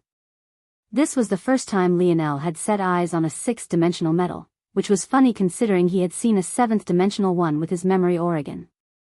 However, he was still very much in tune with how valuable this could be. Lionel put the six-dimensional metals away and let little Tolly devour all the fifth-dimensional ones. Then, he turned his focus to the rolling eyeball in his hand. This eyeball had been set to self-destruct upon Roxanne's death. But, due to little Tolly, the chain reaction mechanism linked to Roxanne's heart had been destroyed before it could be deployed. As a result, the eyeball managed to survive. This alone made Lionel realize that there should probably be something valuable about this eyeball. Just as Lionel was about to look into it more deeply, his gaze narrowed. Bloop blurp asterisk little Tolly began to make noises different from its usual before it expelled a fog of bronze force. In fact, to describe it as such did a disservice to just how large the quantity of it was. The force shot out like a cyclone from the little guy, quickly forming a huge cloud formation in the skies that blanketed hundreds of meters of sky. Lionel's gaze narrowed before his finger tapped the necklace hanging from his neck. Visit. For a better user experience, the gold-scaled koi fish, no longer daring to disobey Lionel, reacted quickly. A large suction force manifested from within it, sucking in the entire bronze cloud in the blink of an eye. Lionel still didn't know much about this bronze force, as Libly had refused to tell him much of anything. However, he could find out on his own and even ask the dictionary to analyze it for him. So, he wouldn't miss this chance. Clearly, this bronze force wasn't exactly a metal force, or else little Tolly would have been able to absorb it. There had to be something different about it. After reaching this conclusion, Lionel actually chose to forego checking the eyeball for now. He had been working under the assumption that whatever was inside was a secret of the Radix family, so it wouldn't particularly matter if he opened it up under their watch or not. But, what if it wasn't? What if it was something Roxanne wanted to hide from his family as well? If that was the case, then opening it here would just be Lionel exposing something he could have otherwise kept a secret. So, he chose to head back first. Looking at the disfigured corpse beneath his feet, Lionel waved a palm and sent out a ball of radiant fire force. The corpse was instantly engulfed and quickly burnt to ash. Without looking back, Lionel took a step into the teleportation platform and vanished. Visit. For the best no_vel_read_ing experience, up above a silence reigned. In fact, the only sound that could be heard was the gasping breath of a familiar young man who kneeled on all fours, his gaze flickering between fear and rage. Just before the teleportation platform was shattered by Lionel, the young man was forcefully pulled out by Averone, saving his life. Now, a deep-seated humiliation was beginning to grow within his heart. He wanted nothing more than to tear Lionel limb from limb. Averone's expression had become placid. Watching Lionel mutilate his brother's corpse despite knowing full well that they were all watching had brought him over a peak. He was more infuriated now than any Flora family member had ever made him. To make matters worse, Lionel had gotten his hands on his brother's eye. This wasn't just a small loss for the Radix family, it was possible that all their secrets would be exposed. The structure of the Radix family's head system was split into two. There was the patriarch and then there was his right-hand man. The right-hand man, known as the Radix Shield, controlled the family in the shadows while the patriarch controlled it in the light. The duty of the Radix Shield was to maintain order, protect the family, and most importantly, protect the family secrets. As for how a six-dimensional family could give such an important task to a quasi-six-dimensional existence, the truth was that even Averone wasn't confident in defeating his younger brother despite the gap in their strength. The reason for this was because of all of Roxanne's powerful hidden mechanisms. Roxanne was effectively their trump card. He wasn't in the sixth dimension, so he could freely enter their fold of reality, and his combat prowess was on the level of them as heads. But now, not only was he gone, but so were the secrets he protected. Visit. For a better user experience. I want all the people of Earth dead by the end of this month.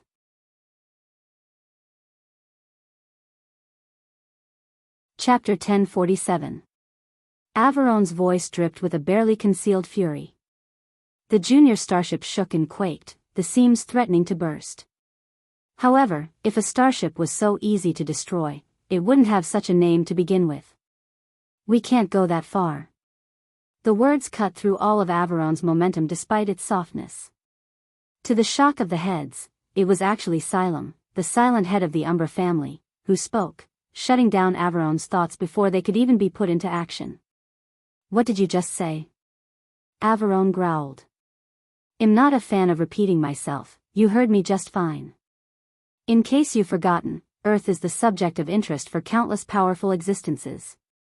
As much as you look down on them, those that have a vested stake in what happens to Earth going into the future are the very same individuals that would look down on you. The only advantage we have over these existences is proximity.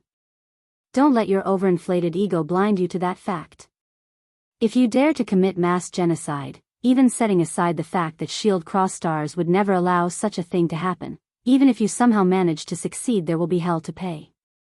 I agreed to participate in this war to claim a small piece of this fertile land for my Umbra family.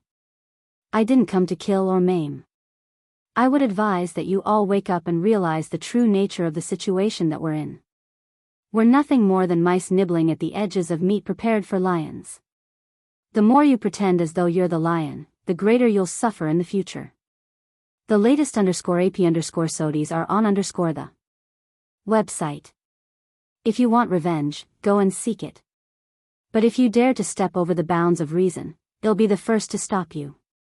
From beginning to end, the Umbra family head's words were even and unhurried, and yet it simultaneously felt as though there wasn't an opportunity to interrupt him at all. His momentum was smooth and consistent, his silent confidence weighing far more than any false sense of bravado ever could.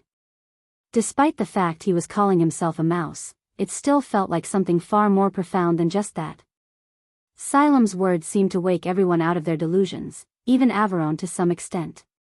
That was right, they had the advantage of proximity and they could take a hold of it. But, if they went too far and compromised the food of the true giants, it would be they who suffered first long before Earth did. In addition, as the police force of the universe, there were many heinous acts that Shield Cross stars would never allow. Something like genociding a whole world of people was most definitely on that list. If their families were placed on a list of evildoers, it wouldn't even matter what gains they made here because it would all be stripped away very soon. Averon looked off into the distance, his hands still clasped behind his back. His fury was still buried deep within his heart. They had been breathing in their own bullshit for so long that they actually believed it. The reason they didn't dare to send six-dimensional existences after Earth wasn't to avoid bullying the weak, it was because they didn't want to incur the wrath of those higher powers. The latest _AP_SODIs are on the website. They were still walking on eggshells when they came here.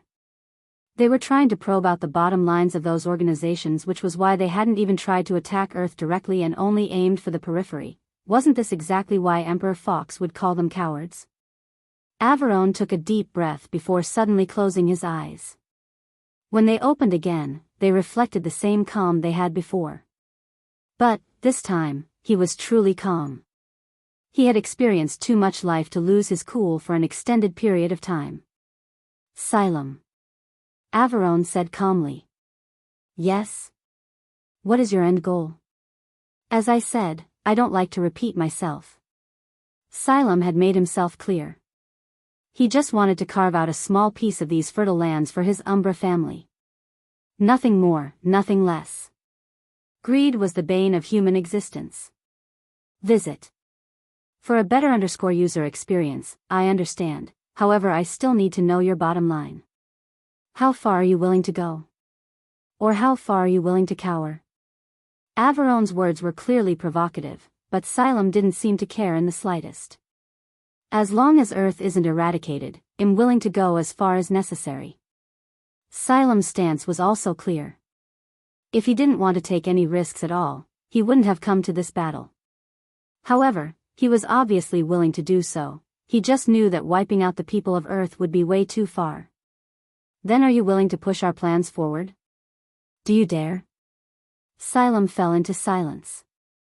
The original plan of the families came in 2 steps. The first step was to claim a strong foothold in Earth's fold of reality when it entered the 5th dimension. The second step would occur when Earth entered the 6th. When that happened, they would no longer be restricted and could use that foothold they had earned to expand and carve out a territory for themselves. According to even the most conservative predictions, Earth's 6th-dimensional fold of reality would swallow the entire Milky Way. In the most aggressive, it might even encroach on their nearby galaxies. Knowing this, the families were ready well ahead of time. The latest _AP_SODIs are on the website.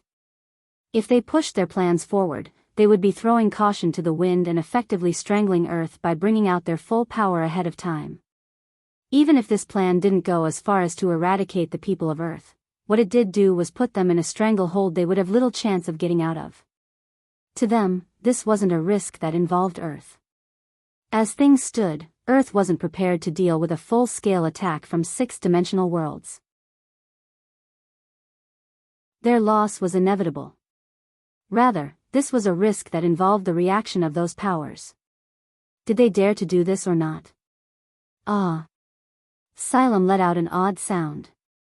Finally, some real backbone. It's about time. Why would I not dare?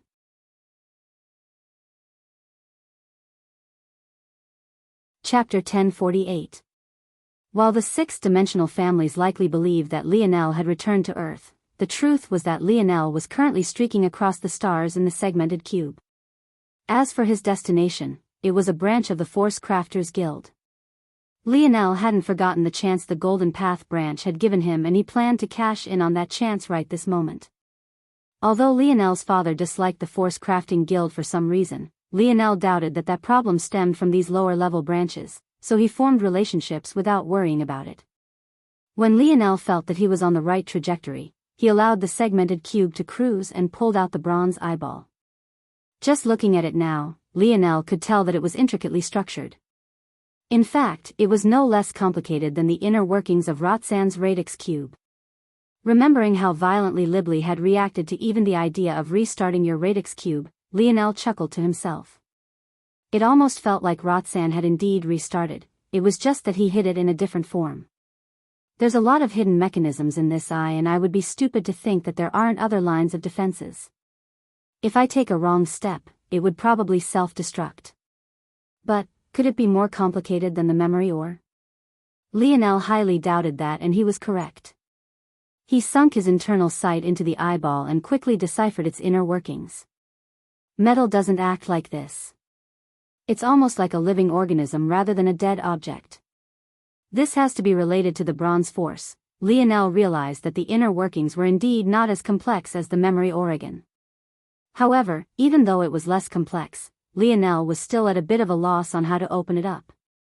It felt like Lionel had a perfect lock-picking set for the memory ore, but for this eyeball, even though the mechanisms were simpler, he was missing the appropriate tools.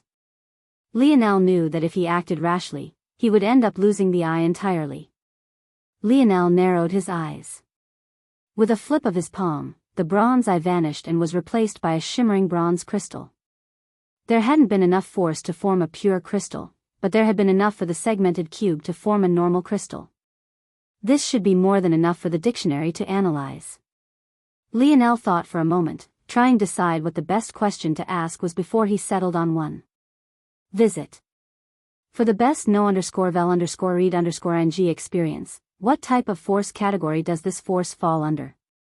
Ping, replying to seed, this force falls under two categories, life elemental and limit breaking. Lionel's brows shot up.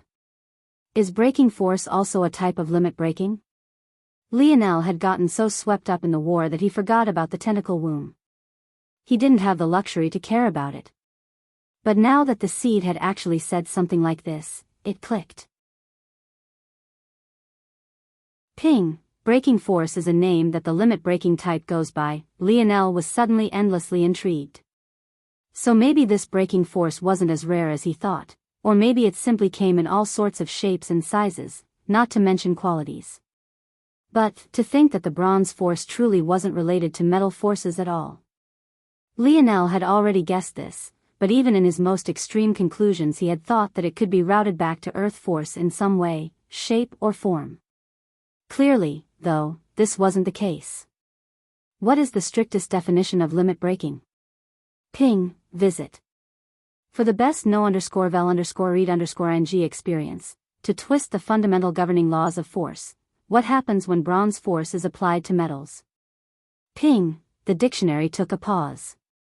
It was the sort of pause that usually happened when a recording was about to go live.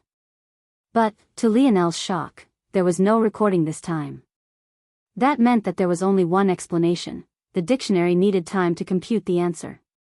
This truth shocked Lionel maybe more than anything else. He had never seen the dictionary need time to do anything. Clearly, this was taking a lot out of it. Replying to seed, there is a 97% chance that the inorganic metal would gain organic properties. The answer was simple and to the point, but it left Lionel speechless. What kind of organic properties? Ping, there was another long pause, but this time, even after 10 minutes, there was no answer. This made Lionel realize something. Don't list all the possibilities, just give me a general answer. Lionel tried to throw out this lifeline to the dictionary.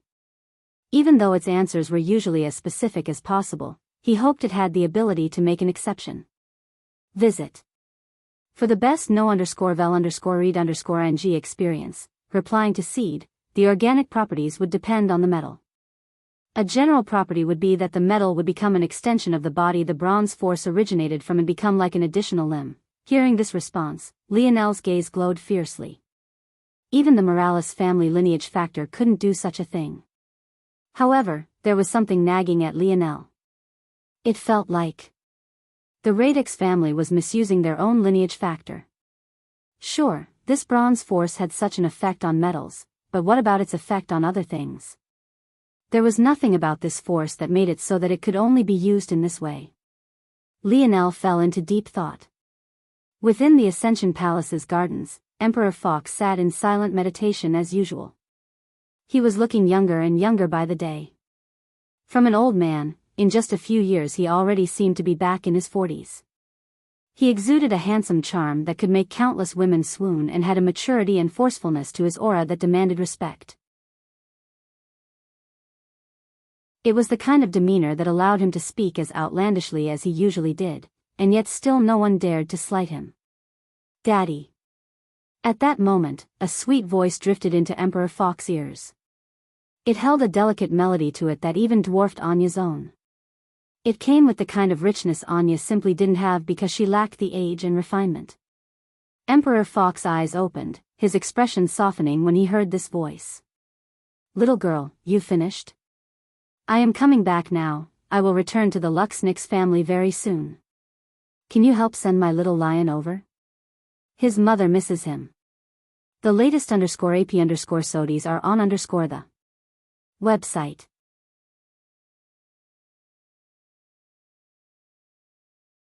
Chapter 1049. Hearing his daughter's words, Emperor Fox became silent for a moment. He wasn't surprised at the sudden voice. As the owner of the world spirit, the princess had all sorts of abilities that only grew as Earth became more powerful. Something like this was easy to accept. Emperor Fox's silence had nothing to do with this. You're still so stubborn. The Luxnix family should have been destroyed a long time ago. Emperor Fox said lightly. You know Mom would never allow that. She lacks backbone and determination. Why else would she have been stuck at her current strength for so long? She allows emotion to interfere with what should be done. Such a family should have been wiped from existence for daring to touch my grandson. Those who are responsible have already paid. Though the princess said this, her voice seemed to have lost some of its cheeriness. In fact, her tone had become even colder than her father's, but it was clear that this rage wasn't aimed toward the emperor. Visit. For a better user experience, even she doesn't believe that. Emperor Fox's tone likewise became colder. Do you think the events of back then could have happened with just the nod of one or two people? Even now they're reaping the benefits and relying on the foolish kindness of that woman and her hold on you. Alright, that's enough. That's still mother you're talking about. I would have less to complain about if my daughter returned home instead of going to that cesspool. The princess sighed. I still can't move freely. I've only been allowed to return to the Luxnix because it's that time in the cycle again. They're beginning to recruit. In fact, I had to apply to be here. They almost didn't let me, but Val came and wreaked some havoc. Emperor Fox smiled and shook his head. Of course this Val his daughter was so casually affectionately calling out the name of was his son-in-law Velasco Morales. For him to go and wreak havoc over there, it could only be said that his balls were big enough. I'm sure they're very excited about that. Emperor Fox replied. Dad, Miguel is just a child, he can't be blamed for this. No one is innocent. He is now benefiting from the sins of others and will likely continue to benefit. But, he is still the least of my issues. The entire council of elders should have been slaughtered. Visit.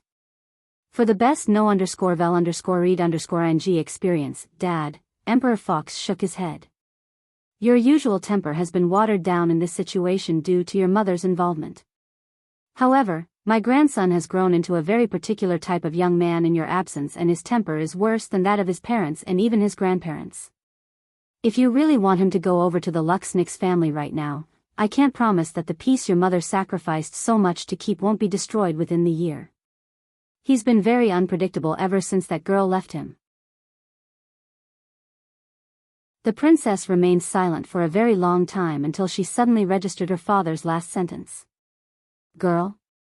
Left my little lion? What wench is this? Emperor Fox closed an eye, the sudden outburst of his daughter hurting his ears. She had immediately gone from docile mediator to enraged lioness. If it wasn't for actions Emperor Fox took, the whole of Earth's fold of reality would be trembling right this very moment. Emperor Fox coughed lightly. Even with his temper he wouldn't get involved in the matters of children. However, his daughter clearly didn't care about this one bit.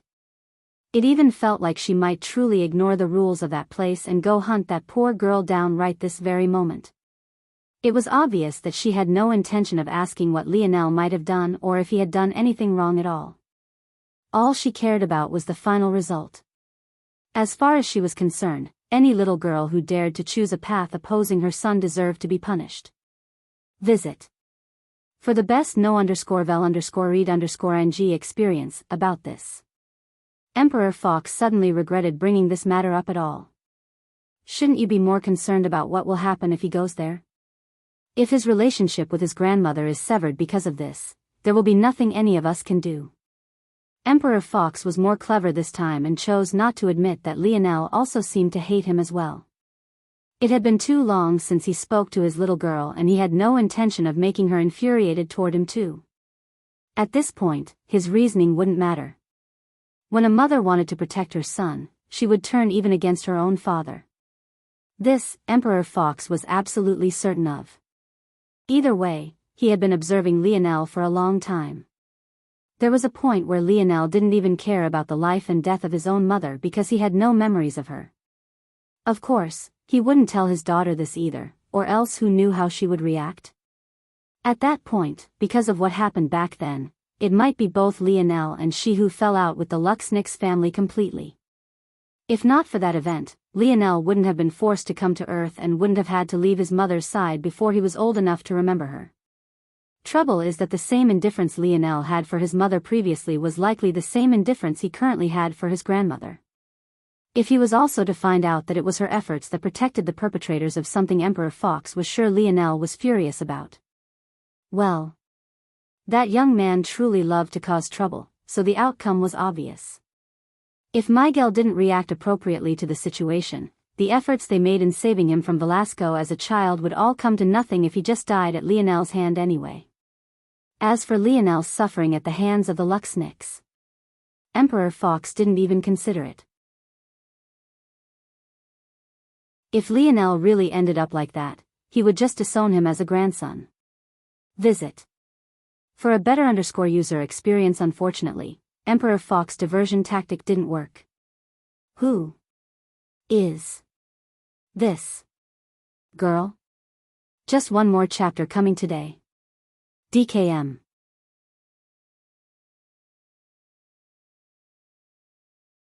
Chapter 1050. Lionel had no idea that his mother was currently speaking with his grandfather about such things, and he also had no idea that his grandfather actually knew so much about his life.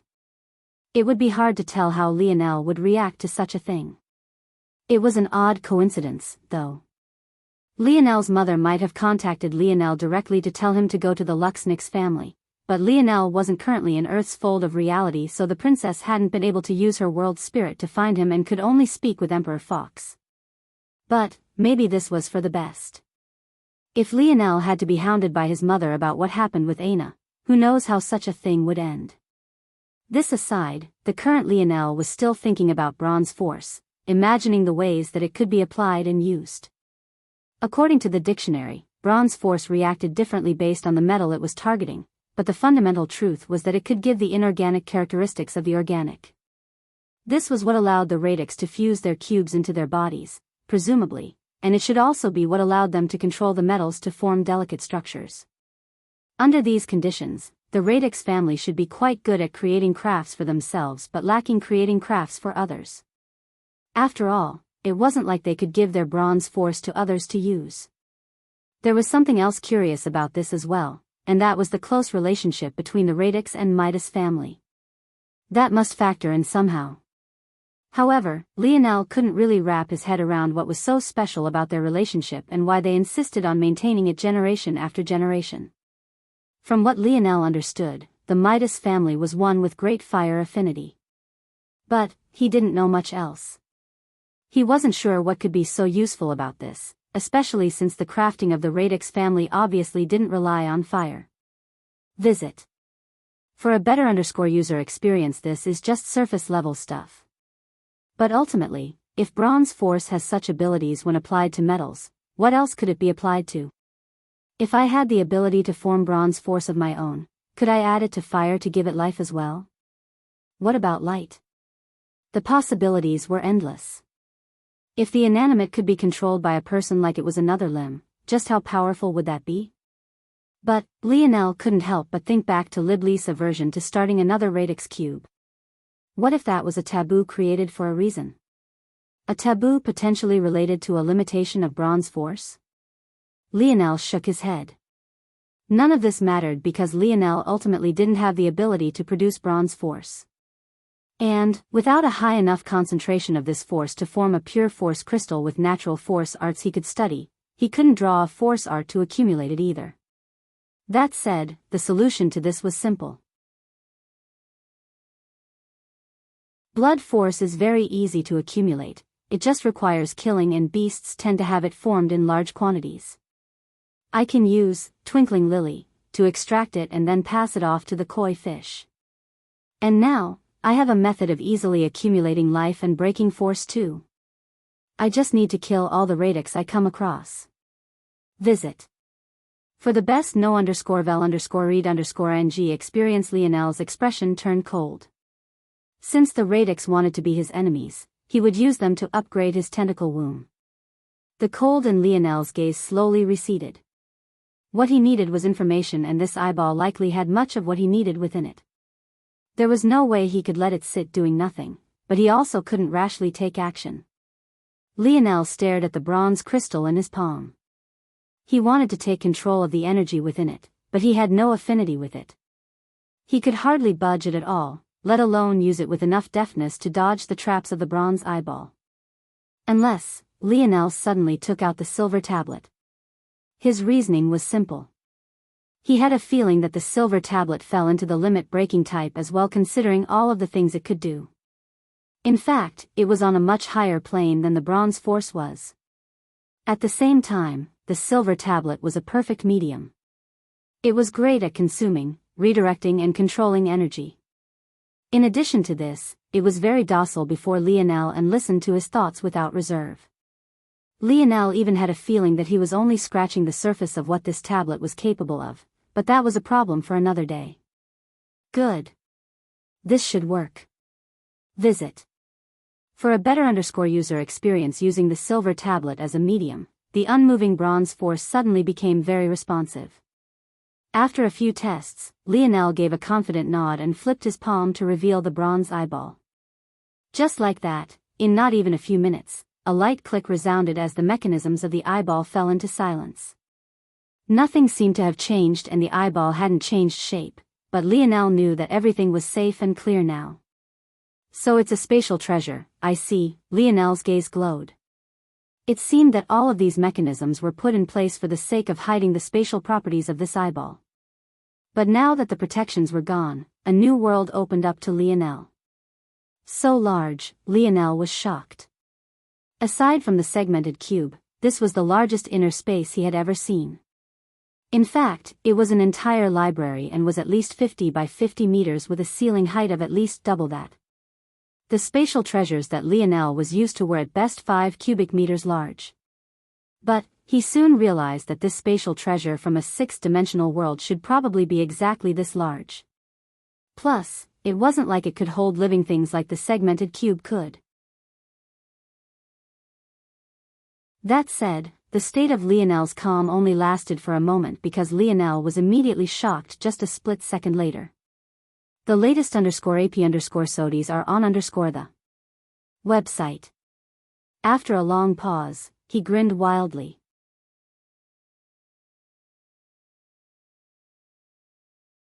Chapter 1051. Lionel had expected something good the moment he saw the size of the hidden space within, but he had most definitely not expected anything so good. It was one thing if this ring carried all the secret techniques of the radix family. Though this would be interesting and a decent reference for Lionel, especially as he moved toward maybe one day soon starting on his second divine armor, it wouldn't be to the point that Lionel would react like this. Even though Lionel managed to take control of Roxanne's bronze force with the help of the silver tablet, it had to be understood that this didn't change the fact that bronze force was ultimately something Lionel could not use. The radix were able to use bronze force as an extension of themselves to make their radix cubes a part of their very being, almost like gaining another complex limb. However, because Lionel couldn't produce bronze force himself since he didn't share their lineage factor, he would never be able to replicate this feat without the ability to produce bronze force. Lionel wouldn't be able to make the metals his own. Even if Lionel stole from the radix and formed more bronze crystals like these, he would end up making objects that could act as extensions of others rather than him. Say for example he used Libli's bronze force, whatever object he changed would ultimately be hers to control. This was all to say that though Lionel was intrigued by the radix family's crafting skill, it wasn't to the point that it would be life-changing to him. Ultimately, it was highly unlikely that any 6-dimensional family would be able to match up to the knowledge the Morales family could provide, especially when it was remembered that the branch of the Force Crafters Guild itself viewed the Morales as a rival. So why was Lionel so excited? It could be summed up in one word: secrets. Visit. For the best no_vel_read_ing experience, Lionel had never expected that Roxanne was such an important individual. The information he held within his eye went beyond the scope of the radix family but even touched on secrets of not only the Midas, but even their enemy and potential enemy families. This meant that not only did this library have the resulting espionage on the Midas family, but it also had in-depth information on the Umbra, Rain, and especially the Flora family. Even beyond that, there was a dense breakdown of the Milky Way and a half a dozen other galaxies in the general vicinity. Lionel could have never thought that such a thing would fall into his lap. What Lionel didn't know was that Roxanne was a contingency plan of the radix family. This store of information was actually a copy of the main source. In case anything happened to one, there would always be the other. This was why Roxanne set things up to so confidently destroy all of this valuable information. But in the end, how could the radix ever prepare for a day where their radix shield would run into the wielder of a metal spirit whose combat prowess was low enough in relation to him to warrant such a sneaky use of the natural treasure? The irony of it all was that if Lionel was powerful enough to crush Roxanne without such underhanded means, Roxanne's plan would have gone smoothly and this information would have never landed in Lionel's hands. It seems my luck isn't too bad. Lionel grinned. The latest _AP_SODIES are on the website. This information was what he lacked the most. It was also one of the reasons he didn't dare to make large moves in the Milky Way. Well, that and the fact his foundation was sorely lacking. He hadn't even convinced the Oryx to be on his side yet. But now, things were different. For the first time, Lionel was actually thankful that someone had tried to kill him. Lionel began to pore over the information instantly, his internal sight working at a near unconscious speed.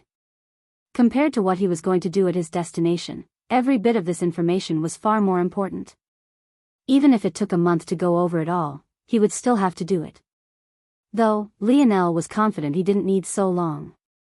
Judging by his pace, he would need 3 days at most to go over information it took the radix centuries to gather. And that was only because the radix stored their information in a language Lionel wasn't used to. Lionel blazed through the information one after another. He was immediately intrigued to find that the waters in the Milky Way were much deeper than he thought, and the center of the storm was most definitely the Milky Way Guild and its seated council. According to this information, the Radix and the others had been slowly infiltrating the Milky Way Guild for decades already, slowly pushing their pawns into positions of power on the Guild's governmental body. Just one wife. A seemingly ordinary lady. Only 2 legitimate children, and one of them is Era. Visit. For the best no_vel_read_ing experience. Lionel's gaze narrowed. This guild head Ovaltine was definitely a difficult character to read. And Era was maybe even more intriguing. How had Era, the only legitimate daughter of the most powerful man in the Milky Way, end up the fiancée of a man from a fourth-dimensional world? The answer was obvious: Earth. From the very beginning, that had been the target. But it seemed that Augustus had nothing to do with Era's actions, so did that mean that father and daughter were working separately toward the same goal? A way to throw off the scent of those who were gnawing at their family wealth? Or was it that father and daughter had the same goal, but were rather competing against one another? Right then, a violent spark of lightning tore a path through Lionel's dreamscape. Era Ovaltine. Age, 4x Ability Index, Soul Manipulation. Visit. For the best no_vel_read_ing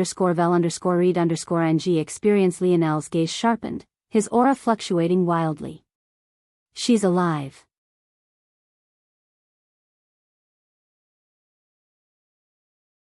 Chapter 1052. Lionel sat in silence for a long while before he relaxed slowly. Well played. A small smile crept up on Lionel's lips. Truthfully, he wasn't sure exactly how valuable this piece of information was just yet, but he knew that it at least held a small bit of weight to it. At the very least, it was better than going around without realizing that there was likely a guillotine hanging over his neck. There's a 78% chance that the woman directing Elther and the others is her. It seems unlikely that there'd be anyone else with the resources and the forethought. As Lionel continued to read about the powers of the Milky Way and cross-referenced them with the information Elther had told him about this mysterious woman, the percentage ticked upward until it sat nearly at 100% by the end of the Radix family's reading material. Lionel stopped reading for a moment and he almost laughed. There was a saying on Earth said the world was small, but could you really say the same thing about an entire galaxy? The latest _AP_SODIs are on the website. The Oryx had become one of Era's most important trump cards, but those hired guns were actually Lionel's own men. Even if right now it wasn't certain that they'd follow him, Lionel only needed to make a single sacrifice to ensure that this 50-50 chance would become a 100% chance of ruining Era's plot. It was simple as resurrecting Elther's father. Although Lionel couldn't guarantee that the Oryx King would follow him, what he could guarantee was that he'd be able to take over the Oryx from Era's hand. In addition, Lionel had already seen that man's character and his willingness to sacrifice. There was no way he would refuse to do Lionel, the man who gave both him and his son another chance at life, a favor. Lionel delicately formed dreamscape after dreamscape, building a complex web of interconnected information by the time the third day came to an end. When he was finished, he was certain that he knew more about the situation in the surrounding 9 or so galaxies than any individual in the Radix family did. I see, so things are like this. Lionel finally felt that he had gained a small grasp of the dimensional verse. The section of the universe he was in right now was dominated by humans. The Radix didn't know much about the strongest families, but they knew enough to understand that the most powerful existences here were of the 7th dimension, which made sense since information about the 8th was practically folk tale, if it existed at all. The latest _AP_SODIs are on the website. The section was known as Domain and was known by races outside of it as the Human Domain or Humanity's Domain. Though there were other races sprinkled about this domain, like the Oryx or the Demons of Avalon, for example, over 99% of the population was human. This made Lionel wonder what other domains might exist, but the Radix family's scope was far too small to have this information, as it seemed that domains usually kept to themselves. A domain was broken into sectors, sectors were broken into galaxies, and galaxies were broken into quadrants which further fell into solar systems and ultimately planets. Folds of reality were outside these common groupings because they tended to vary wildly in size. As for a sector, it could encompass anywhere from 10 to 20 galaxies, sometimes more depending on several factors. This sector, denoted by a string of numbers and letters by the radix, was ruled by three powerful existences. Though, ruled wasn't an appropriate term. It was more accurate to say that these three could move unopposed, but they didn't usually have a reason to pick on weaker powers. Surprisingly, one of these three powerful existences was exactly the Luxnix family. As powerful as Lionel's Morales family background was, in this sector of the universe, it would ironically be more beneficial to him to identify as a Luxnix than a Morales. The dimensional verse was simply too large to expect weaker powers to immediately recognize the hallmark of extraordinary lineage factors. It wasn't even certain if many would understand the snowy star owl when they saw it. I'm finally not too ignorant about how these things work anymore, only took almost 5 years. The latest _AP_SODIs are on the website. Lionel laughed to himself and shook his head. Still, what was maybe the most fascinating about all of this wasn't the dimensional versus structure, it wasn't the information on the Umbra or the rain, and it wasn't even the fact that Era was most likely still alive. No, the most fascinating was the history between the Flora family and Radix family, not to mention the reason the Radix and Midas family seemed to be such a solid alliance. According to their history, this all began over a zone. Not just any normal zone, but a variant zone. In fact, that alone wasn't enough to paint the picture. Because the truly shocking realization was that it was a variant zone not for one of the three families, but rather a variant zone apparently related to the Silver Empire. If Aina had been there to see Lionel connect such dots, she would have been shocked as well. The Silver Empire? Wasn't that the fallen empire whose zone Aina had entered just a few months ago?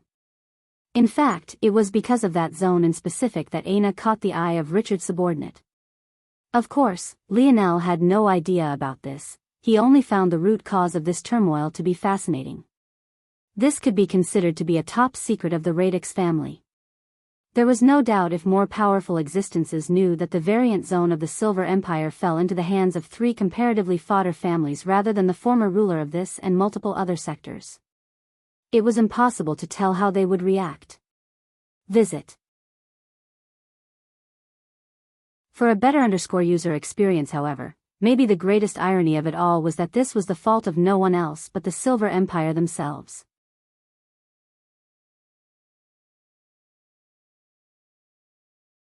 Chapter 1053. The Silver Empire was indeed to blame for this. Because they manipulated their zone so that others couldn't learn their secrets, their variant zone appeared in an obscure part of their empire rather than an easily accessible location. As a result, a zone that might have turned their fortune around fell into the hands of three small families who were still fighting over it to this day. According to the history, the ultimate treasure of the variant zone wasn't claimed by any one of the families. Instead, it ended up split, with the Radix and Midas claiming one half while the Flora family gained the other. Due to the treasure being split, neither group could gain the full and true benefits, and the result was what they saw today. Neither family was able to rise up to the level of the Silver Empire, but they weren't necessarily weak either. In terms of the power scaling of this sector, they could be considered to be in the dead center, maybe a tick above. The three families were definitely a restraining force on one another. If not for this, they would likely only be second to the Luxnix family and its two counterparts.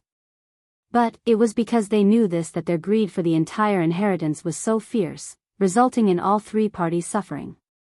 As for why the Midas and Radix families came together, it was because they shared a half. Only by being together could they resist the Flora family. That also likely meant that the most powerful existences Lionel might have to face in this coming war were the Flora. Lionel's expression went cold as he recalled the practices of the Flora family. These were most definitely individuals that had committed too many sins to be left alone. Lionel took a deep breath and calmed himself. I've wasted enough time, I have to hurry or else all of this information will be meaningless. Visit. For the best no_vel_read_ng experience over there.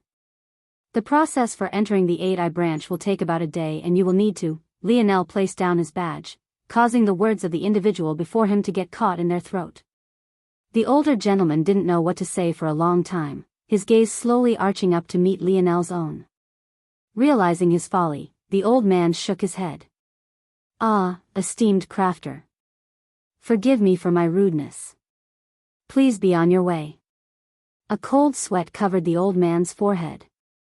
He knew that crafters tended to have terrible tempers, and one as young as this was even more likely to fall into such a category. Even though it wasn't an exact science to tell someone's age after the fourth dimension, the fact Lionel could still look so young and yet be a bronze crafter was impressive enough. Even the most talented force crafters this old man had ever seen were at least deep into their middle ages. However, Lionel just smiled, catching the old man off guard. He didn't even recover until Lionel had long since stepped into the teleportation platform and vanished. This. Did he just smile at me? That only meant one of two things: either he met a rare, nice person, or had come home tonight to find his family nailed to stakes and decapitated. The old man suddenly felt the urge to run. The latest _AP_SODIES are on the website. Where is he? Who's here? Another old man with messy white hair rushed into a room as though his ass was on fire. No. His ass really was on fire. Somehow, no one had stopped him on his way here to point out that the back of his robes were quickly burning. Iselin. You're on fire. The middle-aged woman who had a cold sweat on her forehead identical to the receptionist from earlier flew into a panic. It was only then that the old man realized that he was indeed on fire. In fact, another few inches and his undies would be out for the world to admire. Iselin waved a hand and the fire shot into his palm.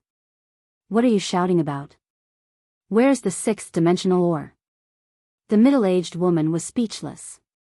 Wasn't it you who shouted first? And weren't you still shouting now? The latest _AP_SODIES are on the website. Lionel chuckled at this scene but didn't seem to mind. He had thought of using the sixth dimensional ore in his creations, but he felt that using it like this was actually far better. The 8-Eye branch was the largest and most powerful of the Force Crafting Guild branches in the Milky Way, information Lionel had thankfully learned from the radix. Their reserves of riches made the Golden Path branch look like beggars, and their influence was far greater. They were almost like a mini-main branch of this galaxy and actually had Tier 8 and 9 bronze crafters.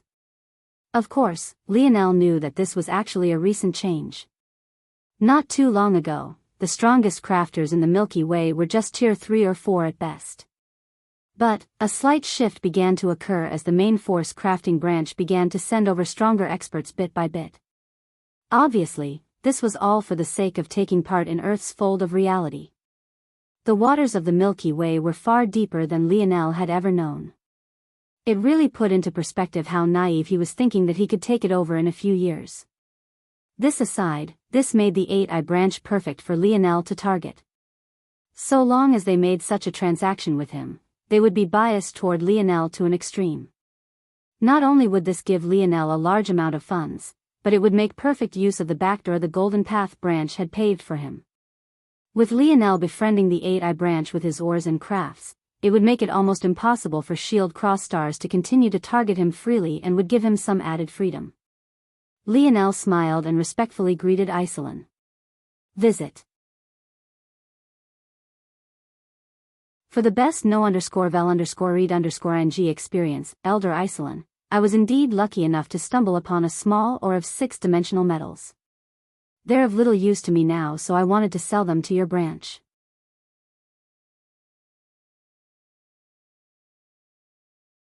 Chapter 1054. Yes, yes, yes. Excellent. Bring it out, I need to see it now. I mean, I'd like to see it. Iselin was truly too excited. He reacted almost like a child on Christmas Day. It wasn't that he had never seen a 6-dimensional metal before. It was rather that he had never seen one that he would have the liberty of using and experimenting with. However, when he saw the metal Lionel brought out, he almost directly fainted from happiness. Is this refined? No, It's not just refined, it's perfectly refined. Isolin's hands trembled. He had expected to be given a sixth-dimensional ore rife with impurities.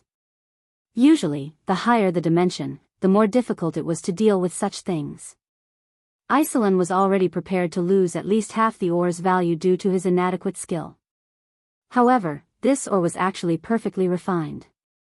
The refinement of ores worked just like it did for forces, not in practice but at least in theory. That was to say that ores became more powerful the purer their refined result was. In addition, the purer the resulting metal, the more powerful the subsequent craft would be as well. Most only had a single refinement technique they poured their heart and soul into for all their lives. However, Lionel had dozens at his fingertips and he usually decided which to use depending on the metal he was working with. It could be said that this first step of crafting was among the absolute most important. Visit. For a better user experience that said, it had to be remembered that this ore was already partially refined by Roxanne, though not perfectly. Lionel had only re-refined it after breaking it down into its individual parts and separating them out. Ultimately, Roxanne had had 10 kilograms of sixth-dimensional metals in his body, of which there was just one kind. This metal was in foundation type or like herb ore, except rather than solidifying foundation like herb ore did, it instead increased explosive and penetrative power. It was exactly this ore that allowed Roxanne to take his bronze crafts and make them no less lethal than many silver crafts. While it might sound odd that Roxanne only had a single type of this ore, it made perfect sense. After all, Roxanne was ultimately in the fifth dimension. Even if his knowledge extended into the limits of silver crafting, there was a limit to what his bronze force would accomplish since it was in the fifth dimension. Roxanne focusing on a single, optimal ore that could guarantee him a huge boost in strength was definitely the smartest decision. And it was a decision that also benefited Lionel greatly. This ore was known as Shearing Oregon. It was incredibly stable enough for Roxanne to trust it within his own body, and it also only needed small quantities to qualitatively change the strength of even lower dimensional ores. For a bronze crafter like Isolin who didn't yet have the skill to form silver crafts, this ore felt like the most valuable thing he had ever seen in his life. It represented not just research potential, but also a windfall of funds to help him reach the next level. The problem with silver crafts is that those from lower dimensions have problems using them properly. They often take too much skill or energy, which is why people usually stick to their own dimensions in many cases. However, with this shearing ore, Isolin could make fifth-dimensional constructions with the power of sixth-dimensional ones. If he found the right buyer, likely a rich family wanting to pamper a weaker youth, the amount of money he could make would be enough to support him until he entered the legendary ranks of silver crafter. Visit.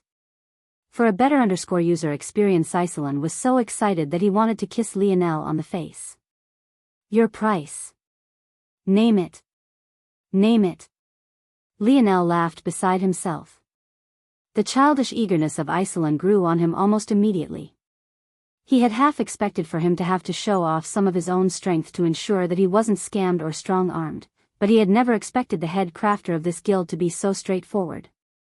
I'm willing to exchange this 5-kilogram piece of shearing ore for 10 billion contribution points. What do you say? Lionel had chosen to keep 5 kilograms for him and chose to give Isolin the other portion. However, he felt that this was more than enough to meet his needs. Deal. Isolin. The middle-aged woman who had initially met with Lionel, Alunia, was shocked. 10 billion merit points wasn't enough to empty their treasure store, but it was damn near close to that. Visit. For the best no_vel_read_ng experience, what are you screaming about, woman? Is 10 billion merit points not worth 5 kilograms of a sixth-dimensional perfectly purified metal? This isn't an ore. Isolin was usually fairly easygoing, but having his expertise questioned wasn't something he was willing to tolerate. He was just a step from the quasi-silver rankings, but that didn't mean he had gone blind by greed. There was a reason he didn't even try to strong-arm Lionel, and that was because he wasn't a fool. Such a young bronze crafter even holding such a perfectly purified metal. Wouldn't he be asking for death if he actually dared to slight such a young man? Even if he was beaten to death, he wouldn't believe that there wasn't an absolute expert backing Lionel. Plus, beyond that, the price was fair. Usually, no matter the proposed exchange rate, no one would ever trade in a sixth-dimensional metal for any number of fifth-dimensional ones. But, Lionel's ask for merit points, knowing full well there weren't sixth-dimensional force metal or herbs here, was essentially doing exactly that. If anything, he was the one taking advantage of Lionel right now. It felt like a godsend was brought straight to his door. But Alunia wasn't trying to question the dollar amount. The problem was that this transaction would stall the work of the guild branch as a whole. And, if that happened, it might offend some of their more powerful backers. After all, those individuals in the shadows were why they had come to this backwater galaxy to begin with. This might spell trouble. Visit. For a better user experience, at least 2 more chapters coming later today. They'll try for 3, but at least 2 for sure.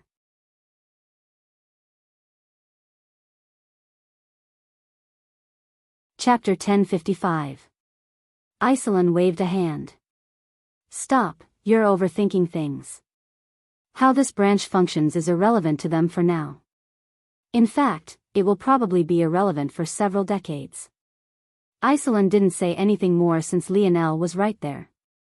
The only reason he had ever said so much was because he was getting annoyed and wanted to take this shearing ore away as quickly as possible so that he could start his research.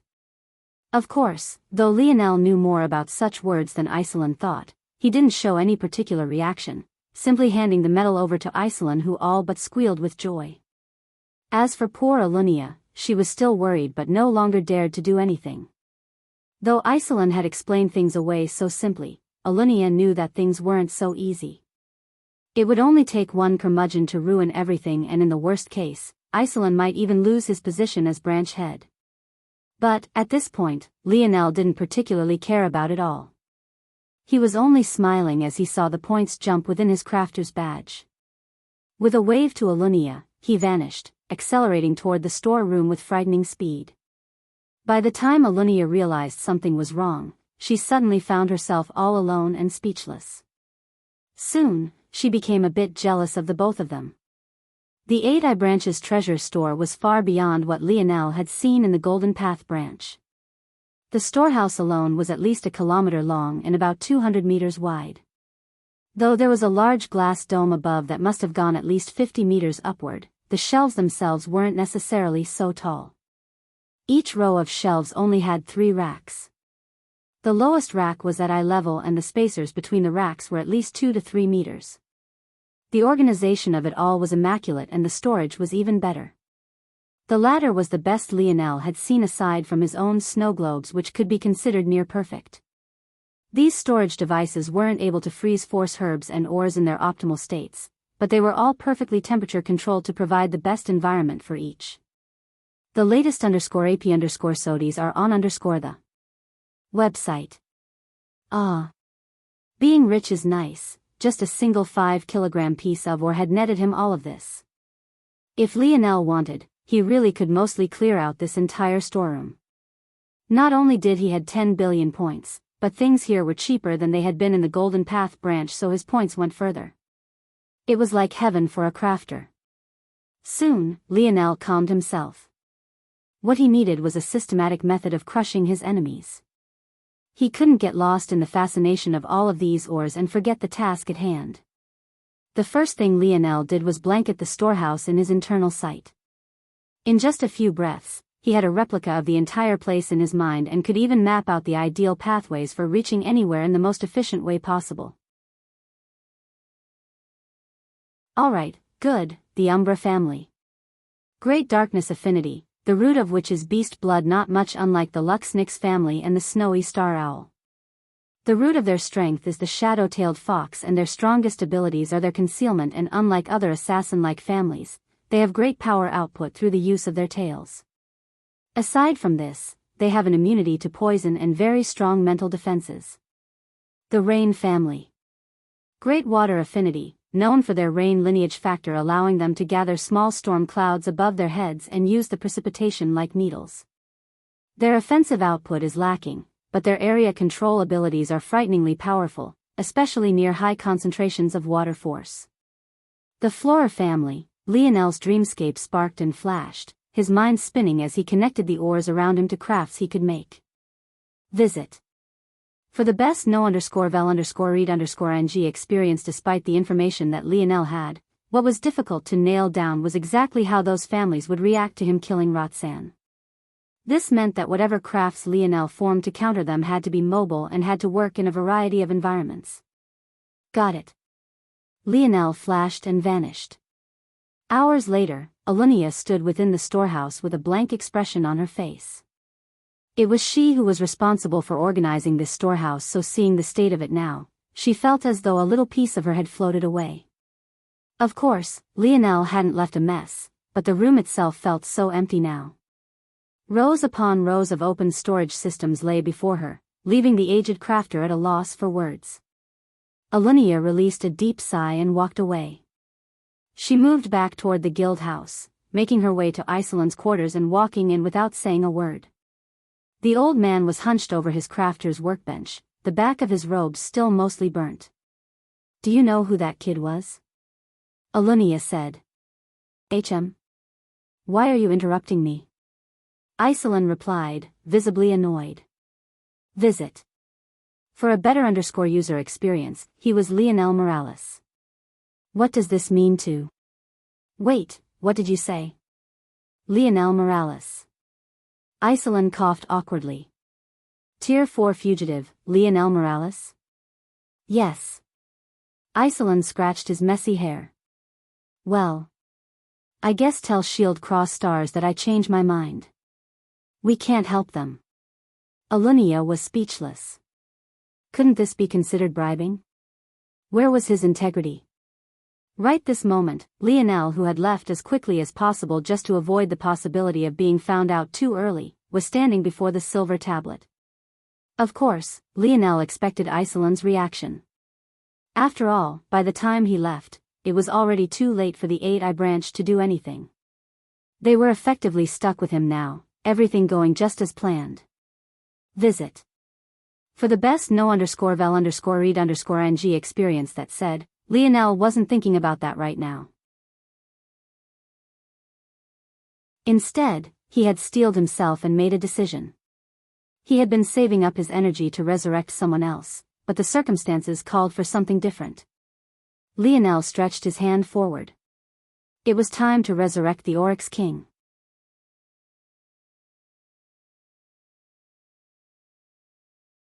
Chapter 1056. The first thing that hit Lionel was the stench. It billowed into his nose and made his mind go blank. It was the kind of smell that could make a person pass out completely. But, luckily, Lionel was ready for this and didn't back down. The Oryx King's shadow slowly rose until he eventually towered over Lionel. When his gaze opened, an undisguised majesty swept forth, crashing against Lionel in waves. It was as though they were two polarized magnets set to the same path, repelling one another violently. If Lionel had been ready for the first wave to hit him, he had most definitely not been prepared for this second. However, even while being caught unprepared, Lionel's feet remained rooted to the ground. He felt something subconscious within him that made him feel like a step back now would mean a permanent step back for life. The Oryx King seemed to feel the same thing as he too didn't take a step back. Compared to his son, his reaction was much less confused, maybe due to the fact that he immediately entered a state of fight or flight because of Lionel's appearance. A human. No, this boy. Right then, the Oryx King seemed to remember everything up until the very moment of his death. The pores of the Oryx King closed, causing the pervading stench to recede and disperse in the air. He was used to dealing with humans, so he was aware that his own smell was a bit much for them to handle. If he disliked the human, he wouldn't bother to show this empathy. But, clearly, he had a good impression of Lionel. His head tilted down, his gaze landing on the silver tablet. A touch of a complicated emotion colored his irises at that moment, a sigh leaving him. So it really was this thing. Visit. For a better user experience, Lionel's gaze narrowed.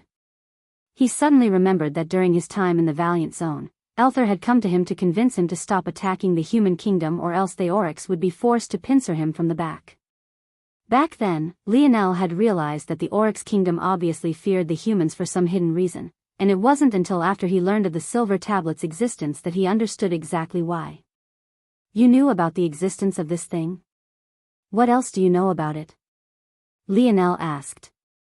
The Oryx King's gaze turned dim for a moment as though he was trying to recall exactly how he knew about the silver tablet.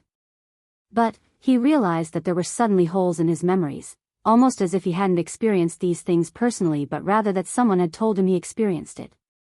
Lionel had expected something like this. After all, in a variant zone, the location was the future, but it wasn't a future that was set in stone. Rather, it was a glimpse into the future that allowed those of the path a chance to grasp an opportunity. So, the question was, if you entered a variant zone and are transported into the future, would the people you meet there have experienced time equivalent to the amount you had traveled for? It seemed like from the Oryx King's reaction that the answer was no. Maybe the people in the zone had been in limbo and had their memories given to them. This was a thought Lionel had had for a long time, but he found it difficult to accept. Wasn't this a person right in front of him, living and breathing just like he was? How could their existence feel so flimsy at the same time, then? How could life be so casually created? Entry into the Valiant Zone wasn't the first time Lionel had had such a thought. In fact, it all started with the Camelot Zone and how they too entered reality. It was all too difficult to accept. The latest _AP_SODIs are on the website. For someone who liked to understand exactly how everything worked, it was too much for Lionel to handle, so, like most things he couldn't handle, he ignored it. Right now, he couldn't afford to have an existential crisis. The Oryx King shook his head again. All I know about this tablet is that it is a taboo. A great taboo. It shouldn't exist, and I would advise that you use it as sparingly as possible. Though the Oryx King said this, he felt that it would be better if Lionel didn't use it at all. However, he knew that with such temptation before him, it would be impossible to have him agree with this. Lionel remained silent for a long while before he sighed. It was impossible for him to not use this tablet. It was too important to his future thoughts and plans. He couldn't be a passive observer anymore. Oryx King, I need your help, Lionel explained things as clearly as possible, not leaving out any details. So you need me to take control of the Oryx, but haven't you forgotten something very important? I am only of the quasi-fifth dimension. In fact, from what it seems like here, even you are more powerful than I am now. Ruling without sufficient strength isn't ruling at all, it is being a figurehead. The Oryx King gazed toward Lionel deeply. It was clear that he believed that this was exactly what Lionel wanted him to be. Visit. For a better user experience, I will help you enter the fifth dimension. Lionel said. In addition, you are an Oryx who has completed your hyper-evolution, so your talent is greater than theirs. This breakthrough will make you far stronger than anyone they have currently. Also, I hope that you and Elther will choose to follow me, but I'm aware that it isn't something I can strong-arm you into doing. Instead, I hope that in exchange for this favor, that you will help me until this war ends. After that, you can make a decision. Follow you, HM? The Oryx King looked toward the tablet blankly. Within the human domain, species like his were at a disadvantage. It was impossible to grow without the backing of a human, but it was also impossible, normally, to find a human that wouldn't treat them like cattle to be reared and used. As for the kind of person Lionel was, the Oryx King didn't know. He had a good impression, but a good impression wasn't enough for a king to make a decision. At the same time, though, he was also keenly aware that whether the rest of the Oryx Kingdom was resurrected or not lay in Lionel's palms. Why would Lionel continue to spend resources resurrecting people who had no intention of following him? Even if he had a kind heart, he would probably go through all of the humans first, and who knew how long it would take to get to them? All right. I will help you with this war. As for what happens afterward, time will tell. The Oryx King slammed a fist into his chest, causing his ribcage to reverberate like a drum. The latest _AP_SODIs are on the website. Hours later, Lionel was streaking through the skies once more, this time headed back toward Earth X1 at full tilt. Since those families wanted to play, he would play. By the end of today, head clear Earth X1 of all foreign existences.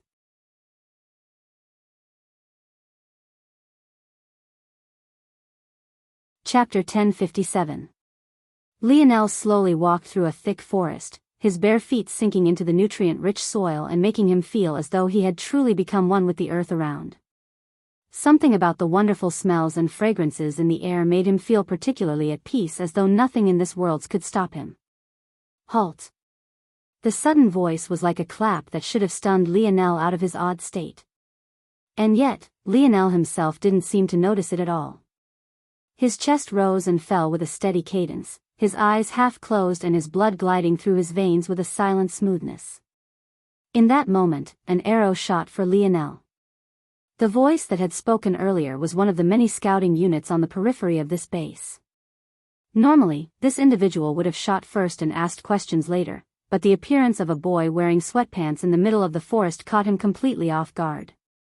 No matter how he looked at it, Lionel didn't seem like an enemy. Realizing this mistake, though, the scout no longer hesitated. This reaction was far too weird. Even if Lionel was a normal boy, they had most definitely not sent any normal people here to attack Earth, so it was clear and obvious that no matter what, he wasn't one of theirs. In that case, he would attack first. But the result was completely out of his expectations. Lionel, who had been leisurely walking at a pace that hadn't deviated for even a moment, came to a sudden stop. If things continued like this, the arrow would miss him entirely. The latest _AP_SODIES are on the website. The scout was taken off guard. But, he quickly recovered. He realized that his intuition was correct, Lionel couldn't possibly be a normal individual. A deep sneer took hold of his features as his finger curled upward. There was a reason he was chosen to be a scout. Not only was his internal sight powerful, but his ability was quite helpful for his marksmanship. The arrow suddenly curled upward. It couldn't change path enough to pierce Lionel's chest, but it could definitely tear a hole through his kneecap. By that point, the end of the battle would already be in sight. The scout expected to see Lionel's calm expression finally break and for there to at least be some panic or sudden movement in those final moments.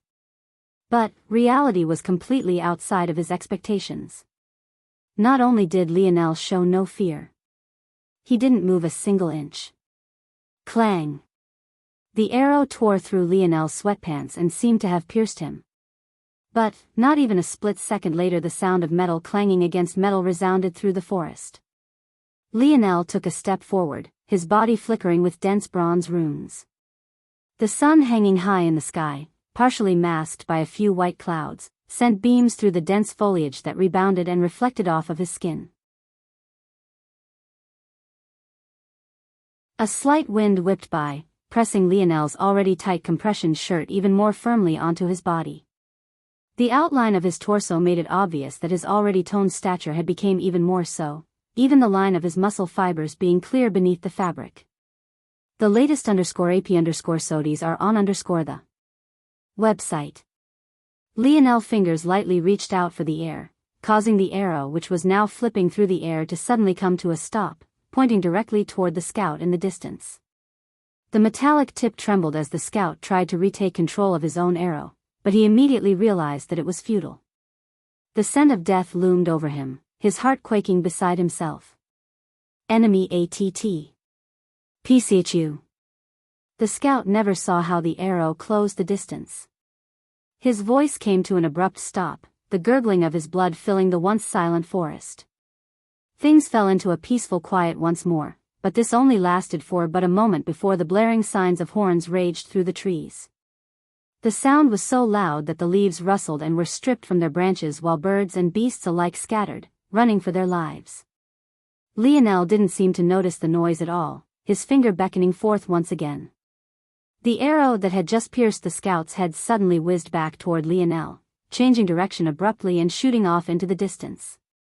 Once after another, cries muffled by the blaring sounds of horns resounded. And yet to Lionel, each might as well have been right by his ears. The latest _AP_SODIES are on the website. Right this moment, all around Earth X1, battles had erupted. Despite having taken control of the two most strategic points on the planet, Lionel didn't choose to stay back on the defensive. Instead, he chose to raise an all-out assault, one that would sweep through the planet completely. Arthur had been charged with wiping out the Umbra. With his light elemental affinity and the Camelot troops to his back, he was the best suited to dealing with them quickly and efficiently. Mordred was tasked with taking out the Rain family. Her area of control magic was the best among the Earthlings Lionel knew and had a chance to counter the Rain. At the same time, the strong bodies of the demons who followed her were perfect to deal with the advantages of them as well. Lionel's brothers were tasked with clearing Earth X1 of all Flora family members. These were maybe the strongest experts on this planet, and they were individuals that deserved the attention of as many upper-class talents as possible. Lionel had full faith that his brothers would be able to send them away with their tail between their legs. This only left the remnant of the Krars. This task was left up to Lancelot and what remained of the knights and mages of Camelot. This group would have, by far, the largest numbers and would be perfectly equipped to counter the large number of Krars. By now, it was obvious that this still left one more group. In fact, it was a group of two families, the Radix and the Midas. As for that, wasn't that why Lionel was here? One with metal affinity. The other with fire affinity. For such an enemy, Lionel Morales alone was enough. The latest _AP_SODIES are on the website. Second chapter coming.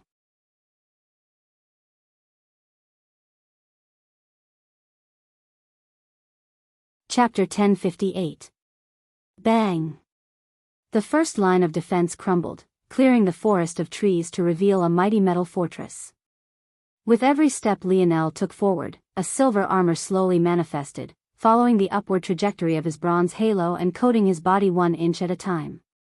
The instant the last of Lionel's hair vanished beneath the helmet of silver, a flourishing spatial domain swept over the surroundings. Right then, it felt to all those in the surrounding several-kilometer radius that every effort to move took twice the speed, twice the power, twice the will.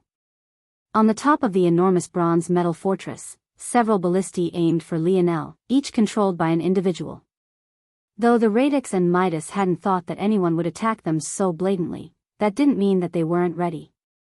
Even as Lionel's domain fell, they reacted quickly. The arms of the marksmen bulged and pulsed as they swung the huge machinery toward Lionel. Their blood pumped and veins threatened to burst along their foreheads.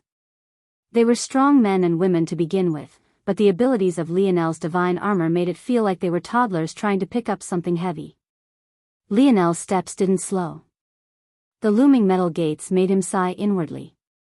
He had already expected that he wasn't the only one capable of quickly building up a fortress, so that wasn't what made him react this way. These individuals came from their worlds to claim a piece of Earth for themselves. In doing so, the first thing they did was destroy the land. The latest _AP_SODIES are on the website. Lionel could tell at a single glance what had happened. They had dug out the soil for more than 100 meters, destroying nutrients that had taken thousands of years to build up.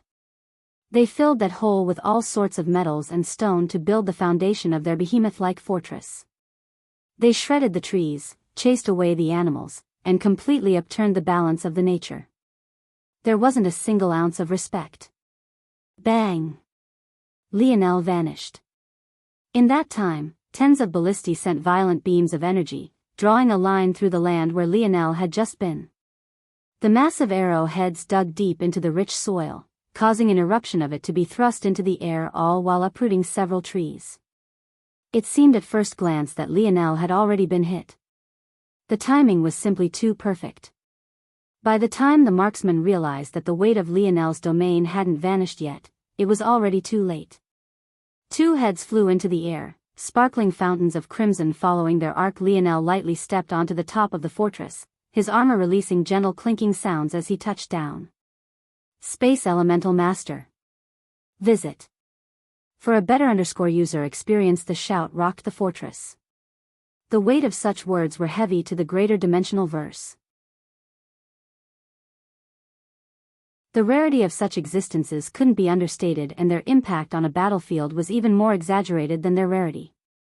However, due to this, how could powerful families not have certain counters? The moment the words fell, a strong churning took hold of the fortress. It was subtle to most, but Lionel's internal sight had already been placed on high alert. The moment things began to change, he sensed a shift of force and realized that it was being deployed toward a large-scale force art. Lionel concluded his deductions in an instant and sprung into action even faster. His twin-bladed spear had already appeared in his palms, the gaze beneath his visor having touched upon a startling coldness. He no longer saw life and death, he only saw numbers and their computations. Lionel kicked at a ballistae, sending it flying across the ramparts. Under a combination of his strength and his metal control, the heft of the projectile system alone crushed everything in its path. The harsh sound of screams and shattering bone and flesh resounded. Lionel didn't stay to watch the end result, nor did he need to. With his internal sight, everything was under his control. His spear whipped outward, slicing a door that led down into the fortress. Judging by the reaction of the force, this is definitely a spatial type array. The formation should cover the entire fort and disrupt spatial force. It will make it difficult to have controlled teleportation and will distort my domain. There's about 37 seconds left until the force art is fully deployed. Lionel completed his calculations in the time it took him to step through the door. His spear swept forward without regard for the low ceilings and the narrow walls. The blade was so sharp that one would have thought that Lionel was out in the open. The latest _AP_SODIES are on the website. With every head that flew and body part that was severed, another deep gash appeared on the thick metal walls. In fact, sometimes Lionel's movement was so quick that he would have taken 2 to 3 steps forward before the blade mark even appeared.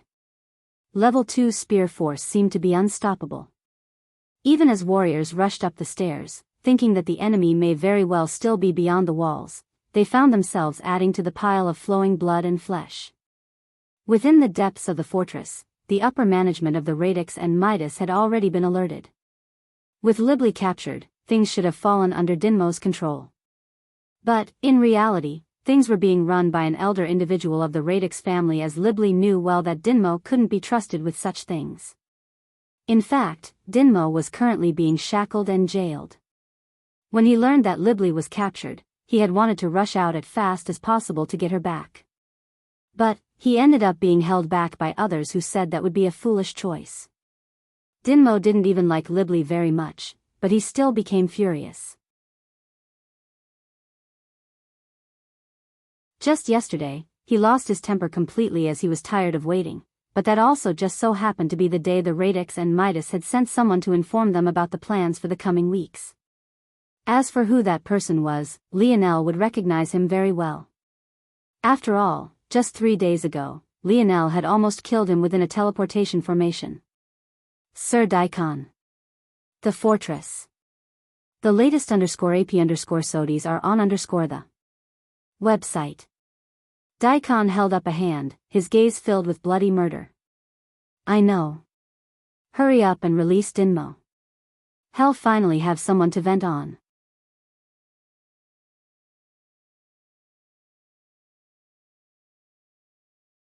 Chapter 1059. 34 seconds. Lionel's steps didn't pause, nor did they slow. Beneath his spatial domain, the enemies he came across didn't stand a single chance. With many of the numbers that made up the Radix and Midas being lower fifth-dimensional existences, all it took to cut them down was a single swing of his spear. Lionel reached the bottom of the steps. His foot kicked outward, a warp in space following his actions.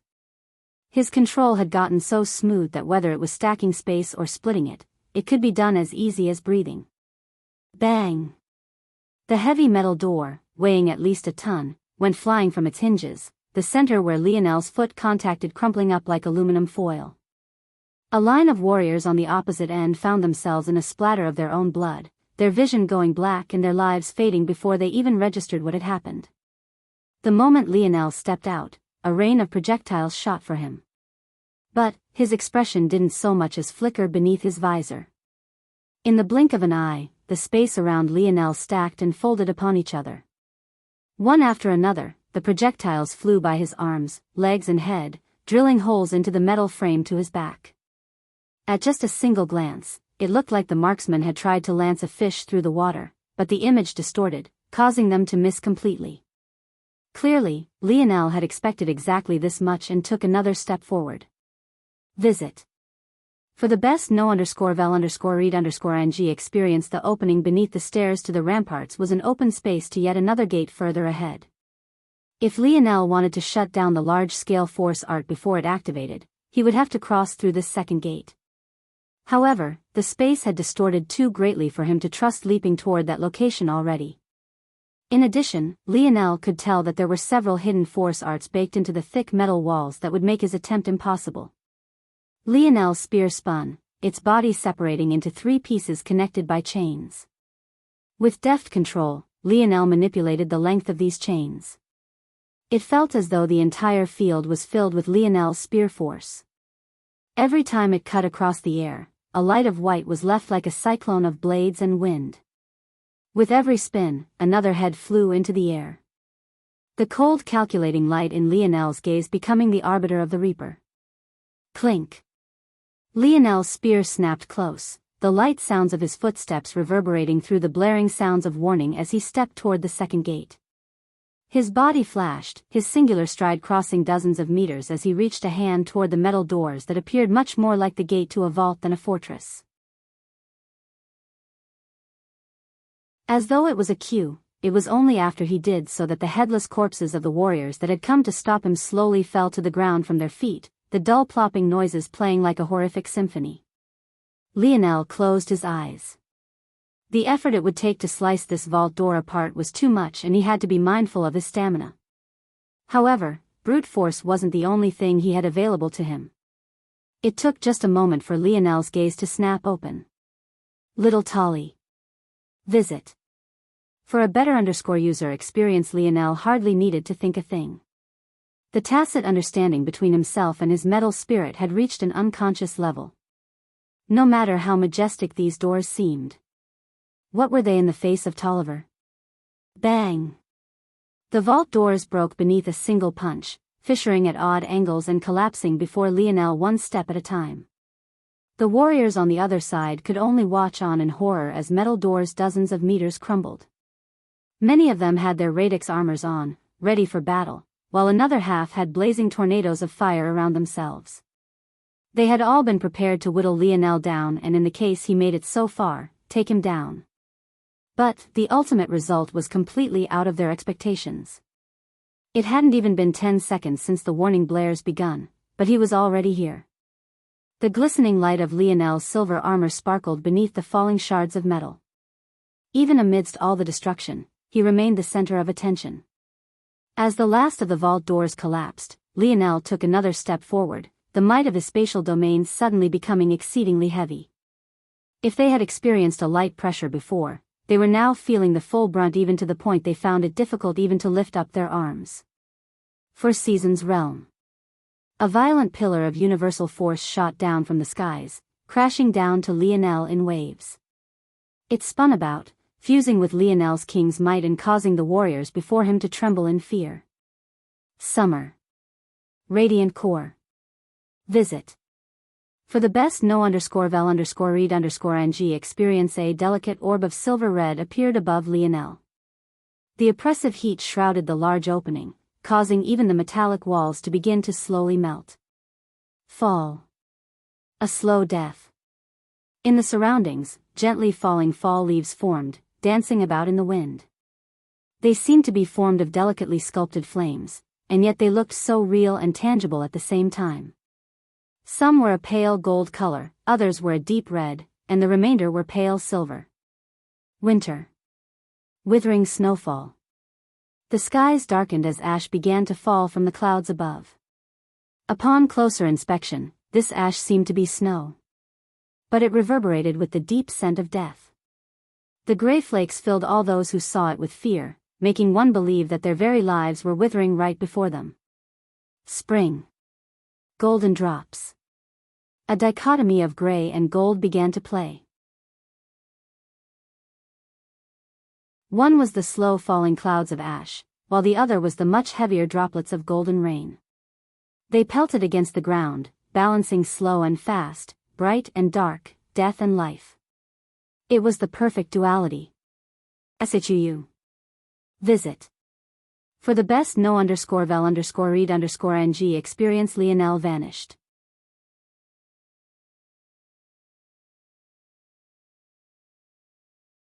Chapter 1060.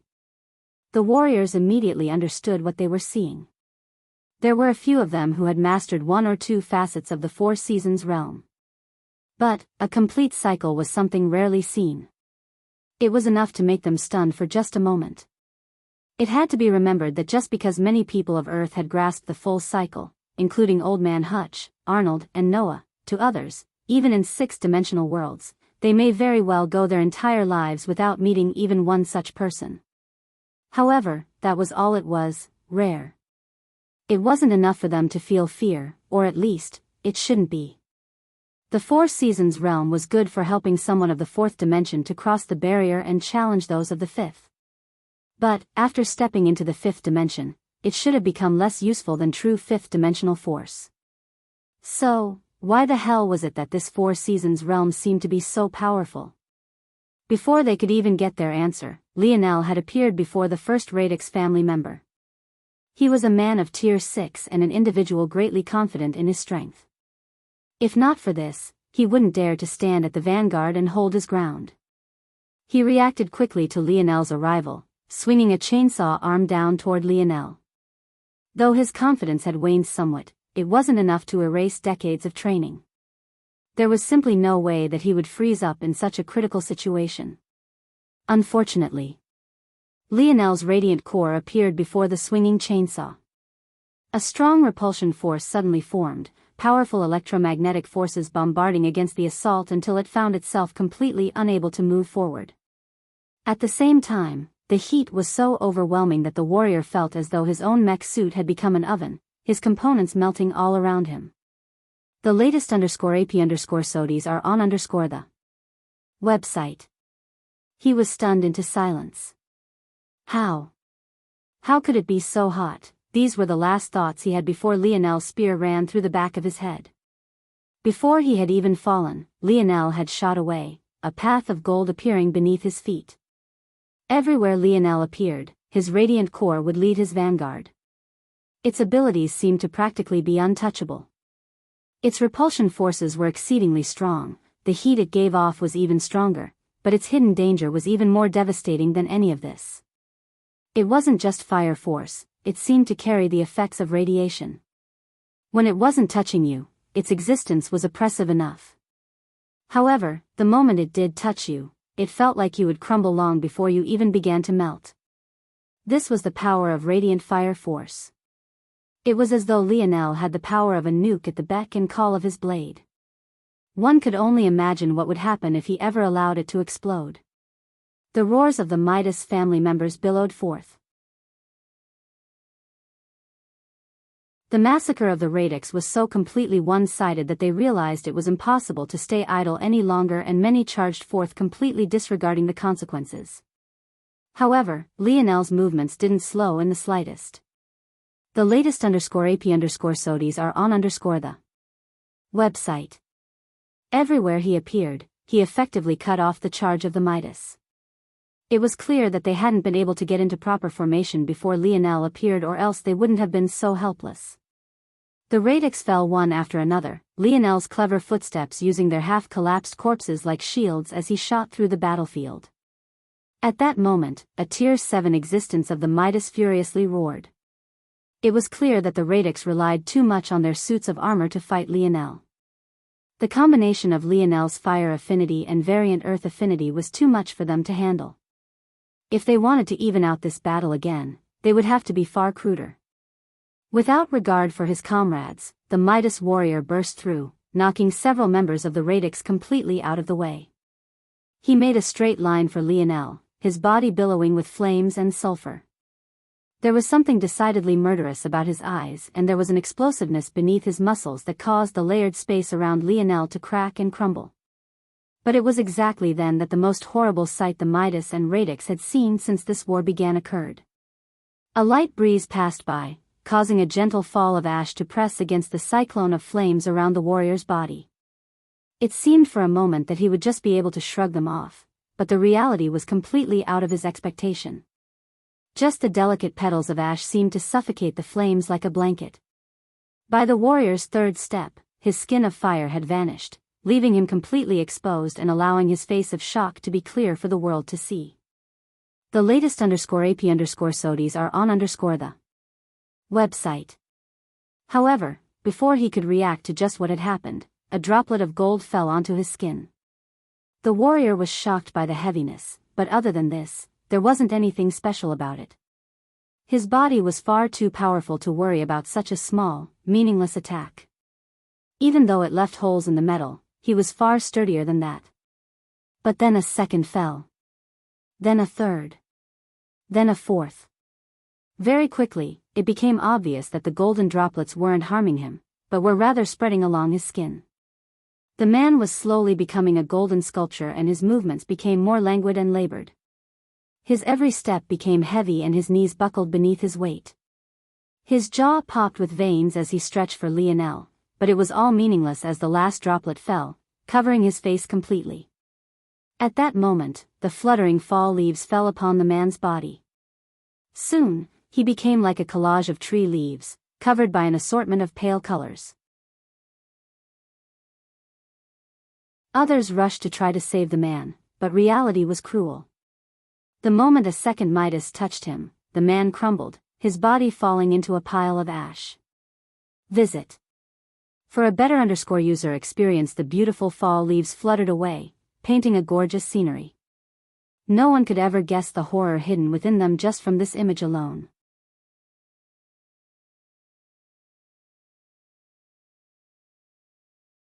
Chapter 1061. The Radix and the Midas were shocked to the point of not knowing how to react. Wasn't universal cycle comprehension supposed to be supplementary? It could form all of these pretty pictures and sights, but ultimately they would just be that. The true lethality of it all should have been hidden within the fists, weapon, or element of the person using it. However, completely out of their expectations, Lionel's Four Seasons realm actually had attacking potential all of its own. The worst part was that Lionel had made them think that it was completely harmless by making it so that none of them were attacked previously, all so that he could completely catch them off guard when it was far too late. The worst about this was that aside from some loss of focus, none of the strength of these abilities rested on Lionel's shoulder. Because they were manifested by universal force, Lionel's stamina was practically untouched. With the strength of his mind, how could he not sustain the images and artistic conceptions of a realm that even fourth-dimensional existences were capable of using? And now that the cat was out of the bag, he had no need to hold back any longer. Bang! It felt as though the skies had opened up. The snowfall of ash, the rain of gold, the fluttering of leaves, it all came together to paint a gorgeous but deathly picture. In the center of it all, Lionel became like a reaper, the lantern of which was none other than his radiant core. Everywhere it went, it repelled attacks, burnt the ground to a crisp, and unleashed waves of violent radiation that made one's skin curdle and boil. The latest _AP_SODIES are on the website. The results were absolutely horrific. The synergy between Lionel's spatial domain and his Four Seasons realm turned the Radix Midas fortress into a disaster world of its own. Withering snowfall made it almost impossible for anyone other than Lionel himself to gather and use force. Golden drops turned poor, unsuspecting, otherwise valiant warriors into gold statues that froze the horror on their faces. And, finally, a slow death whistled by their ears, crumbling what remained of them to ash and leaving absolutely nothing for them to be remembered by. 7 seconds, Lionel's body was like a fluttering wind, calculating every angle of the battlefield, every line of sight, and every powerful strike. It looked to an outside observer like he was battling hundreds of warriors all alone, but the cleverness of his steps made it so that only at most 4 at a time could even dream of aiming for him. At the same time, the various stacking effects of his area control skills made it almost impossible for these four to gain any sort of support. Lionel's toes lightly tapped against the ground, the halo above his head vibrating slightly as he vanished. When he reappeared again, he stood in an inconspicuous location, the winds around him growing violent to the point they could be seen with the naked eye. Lionel rose his spear in the air, surges of force brightening around him. Tangible spear force that somehow appeared to be both real and unreal manifested, tornadoing around Lionel like numerous blade arms. Right at that moment, the reinforcements surged into the loading region. The latest _AP _SODIs are on the website. The truth about this location was that it was where the Radix and Midas brought in all their supplies. It was a region designed for heavy machinery to be moved around constantly as the fort was reinforced and strengthened. It was clear that this place wasn't quite designed for battle, but it wasn't vulnerable to it either. Though enemies were never meant to make it past the second gate, that didn't mean they weren't ready for the worst-case scenario. This was exactly why the design of the Radix was so clever. In this sort of large region, littered with heavy machinery to the sides and with walls blanketed with thick silvery metals, one would never expect to find the core of this fort's formations here either. The others had likely believed that Lionel would rush off to the core of the base, hurrying toward their decoy. They didn't believe that anyone could deduce the true location of the formation even with time, let alone in the less than minute it had been since Lionel entered this place. Unfortunately, reality was cruel. Daikon, who had just followed Dinmo in to watch as they forced Lionel toward a slow and agonizing death, suddenly froze. Stop him. It was far too late for that. Bang! The latest _AP _SODIs are on the website. Lionel's radiant core crashed toward the thick metal ground first. It hovered between the metal and Lionel's spear, violent swirls of spear force suddenly beginning to spin around it faster and faster. It seemed on the surface that the most powerful ability of Lionel's radiant core was its radiation. But Lionel was of a vastly different opinion. When one thought of a planet, what was its most powerful force? Lionel didn't feel comfortable taking little Tali out in such a large-scale battle. He had already almost gotten his partner hurt being too reckless back on planet Solara, and he had no intention of making the same mistake again. So, he would just have to show these people his most powerful attack in this state. The radiant core took hold of Lionel's force, bending it into a violent orbit. It all happened in the blink of an eye. In one moment Lionel had pierced downward. In the next, a vortex of force tore through the ground like a diamond drill bit, ripping the thick metal apart as though it was nothing more than thin sheets of paper. Lionel had hardly dug a meter deep before the radiation of the radiant core took hold, vaporizing the force art hidden below and causing the accumulating force to disperse. With a light breath, Lionel retracted his spear, his back straight and a deep hole of black before him. The fortress quaked beneath his strike even as his silver armor glistened beneath the silver-red hues of his miniature star. Visit for a better user experience.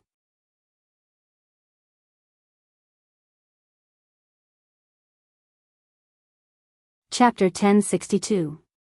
For a moment, Lionel's slow and deliberate breaths became the only sound in the loading lobby. That attack just now was simply too shocking. They all felt that if they entered even the general vicinity of it, they would have been torn to shreds. At this point, they could only be happy that the radiant core was only the size of a palm. If it was any larger and retained the ability to send force, especially sharp level 2 force, into a wild spin like that, there was no telling the kind of devastation that Lionel could cause. As for Daikon and the members of the Radix family, their level of shock was even beyond the Midas. If it was the other regions of the fort, they might still be able to accept it. However, beneath the thick metal flooring, there was a highly compressed fifth-dimensional metal, processed via a special technique. The result was a metal alloy only marginally weaker than true sixth-dimensional metals. Though Daikon had roared out to stop Lionel, that was only meant to be a diversion tactic. He had, in fact, wanted Lionel to go all out. In the worst case for Lionel, he would end up killing himself. Even in the best case, his weapon should have been shattered and he should have suffered some terrible backlash. By then, the battle would be over. Of course, in the latter case, Daikon had no idea just how many quasi-silver spears Lionel had in his possession. However, the result was completely unlike anything Daikon had guessed, and he couldn't wrap his head around why. Even though that attack was powerful, it shouldn't be sixth-dimension powerful. Just what was going on? Earth affinity. Daikon was formulating a thought in his mind, but, unfortunately for him, he wouldn't have the breathing room to finish it.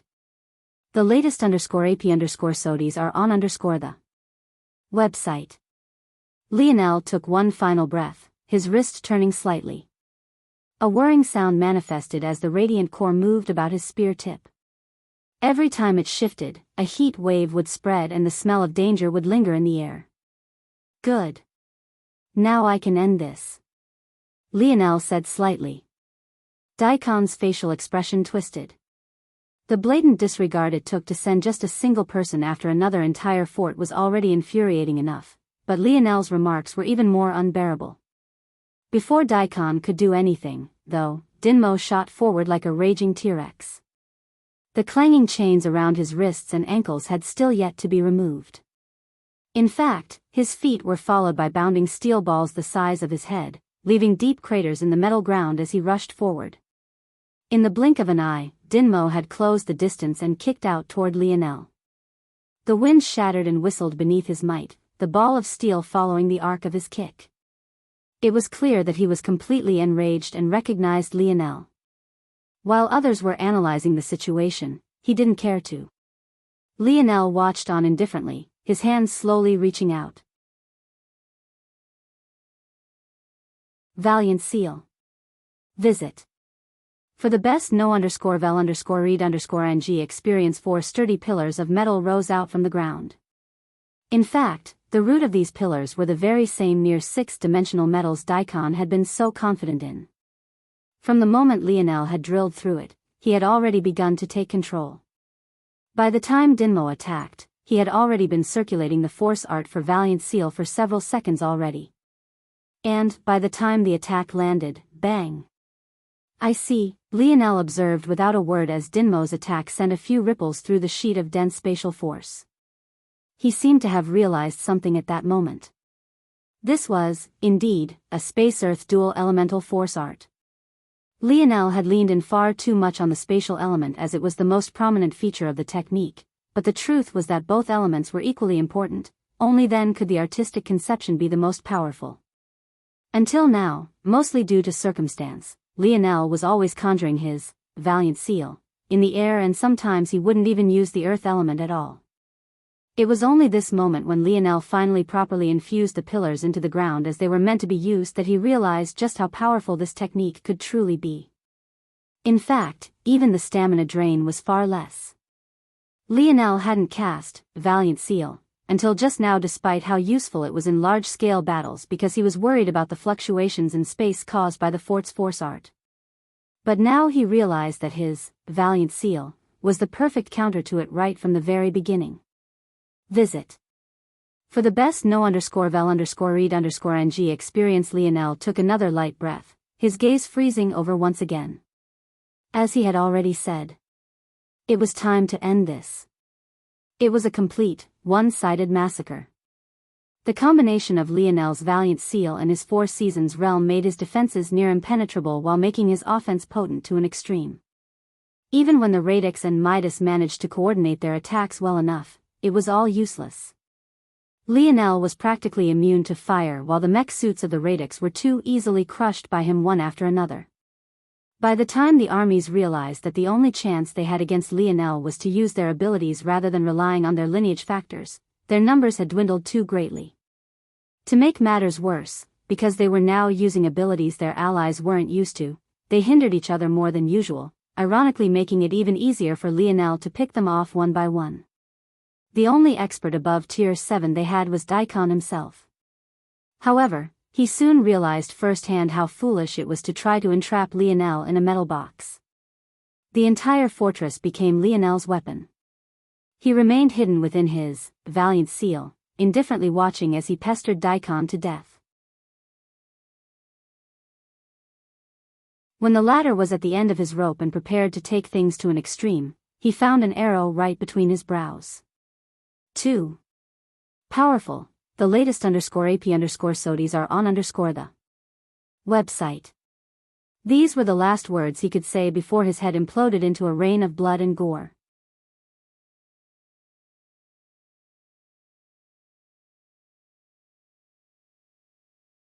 Chapter 1063.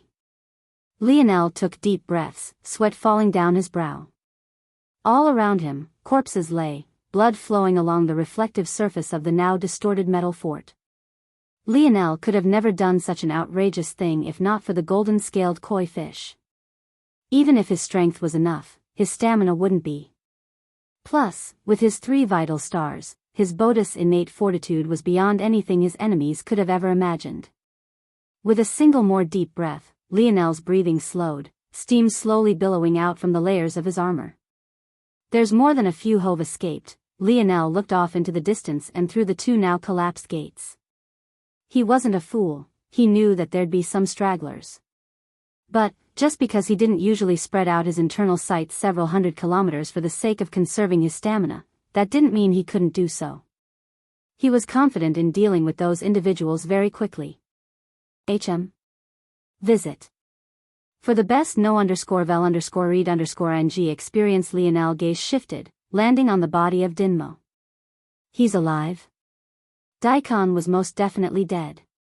There was no way that anyone could survive having their head imploded like that. Well, maybe not nobody. At the very least, Era somehow managed to survive having her chest destroyed. However, Dinmo himself seemed to have survived Lionel's assault.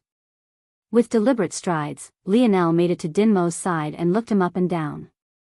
Truthfully, Lionel was very interested in completing the Silver Empire's legacy, but not for himself. Lionel wasn't entirely sure what the complete inheritance was. However, logically speaking, it should be very powerful. Though, there was a chance it could be mediocre as well. It had to be remembered that the Silver Empire, at its peak, controlled several sectors all to its own. It was a powerhouse of epic proportions, and though Lionel hadn't asked the dictionary about it just yet, not having really had the time to focus on miscellaneous things, Lionel wouldn't be surprised if this Silver Empire rivaled or even surpassed the Morales family in the past. Visit. For the best no_vel_read_ng experience logically, then, a variant zone triggered by the coming crossroads of such an empire would be life-changing. After all, variant zones were depictions of a possible future and appeared when an empire or world had to make a decision that would decide its future life and death. Functionally, variant zones were the safest zones to enter. After all, they had to facilitate the hope of their generations. Why would it be made purposely difficult? So what was the problem then? Well, the main issue is the fact that the zone landed in the hands of the Florer, Radix and Midas families to begin with.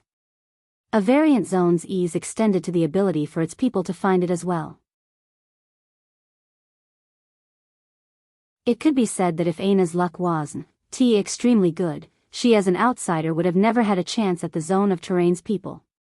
This made it obvious that the zone manipulation of the Silver Empire had led to all sorts of odd downstream effects.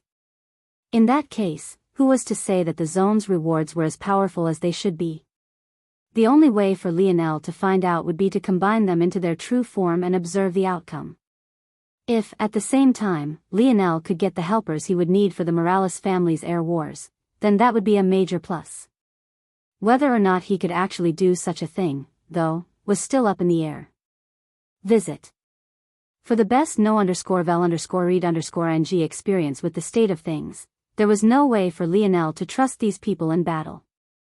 In addition, even getting them to fight for him would become a tall hill to climb. After all, what was he supposed to say? Sure, I massacred your people, but clearly you attacked first. That might sound logical, but when you were dealing with the emotions of others, things were rarely if ever so clear-cut. Still, Lionel had already begun to weigh his decisions on a basis of risk versus reward. He was likely far behind those other heirs, whether it was in development, connections, or starting point. He was severely lacking. If he didn't take risks, it would be nothing more than a dream to compete against them. In addition, on that stage, he would no longer have the advantage of talent and bloodline that he had been mostly relying on to this point as well.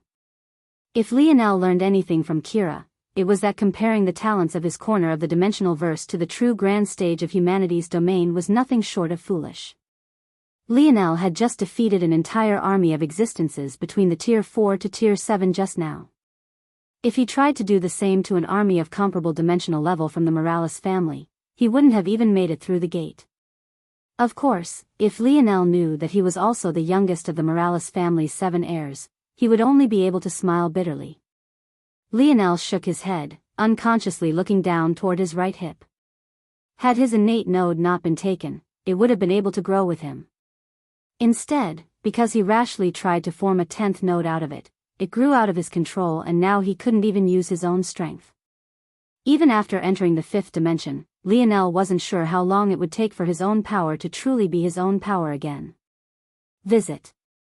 For a better user experience, his gaze flashed with killing intent, his pale violet irises flickering with a crimson light. Lionel retracted his hand, realizing he almost crushed Dinmo's shoulder. With a single movement, Lionel tossed Dinmo into the snow globe. He would deal with the future when it came. Right now, he couldn't get ahead of himself. He couldn't make Earth the center of his kingdom if it was taken by others, now could he? First, he had to destroy these invaders.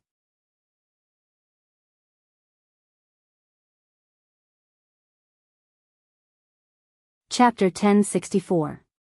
Lionel looked around the fort. It was a good opportunity and a wealth of riches, however it was also troublesome as well. With how large and thick the walls of this place were, it would take even little Tolly a few hours to work through all of it. No, I can't leave things like this, what would be the point? Wouldn't it be too foolish if he cleared this place of all its defenders, only to leave it and find more Radix and Midas had moved in? By then, it would be like he hadn't done anything. Lionel didn't have time to deploy a planetary force art like planet Solara had had. As such, it was too easy to move in and out of the planet's range. If Lionel left things here like this, the results were too obvious. Little Tolly, I'll be back. Lionel tossed little Tolly at the massive fort and vanished. He still had a few Radix and Midas to hunt down.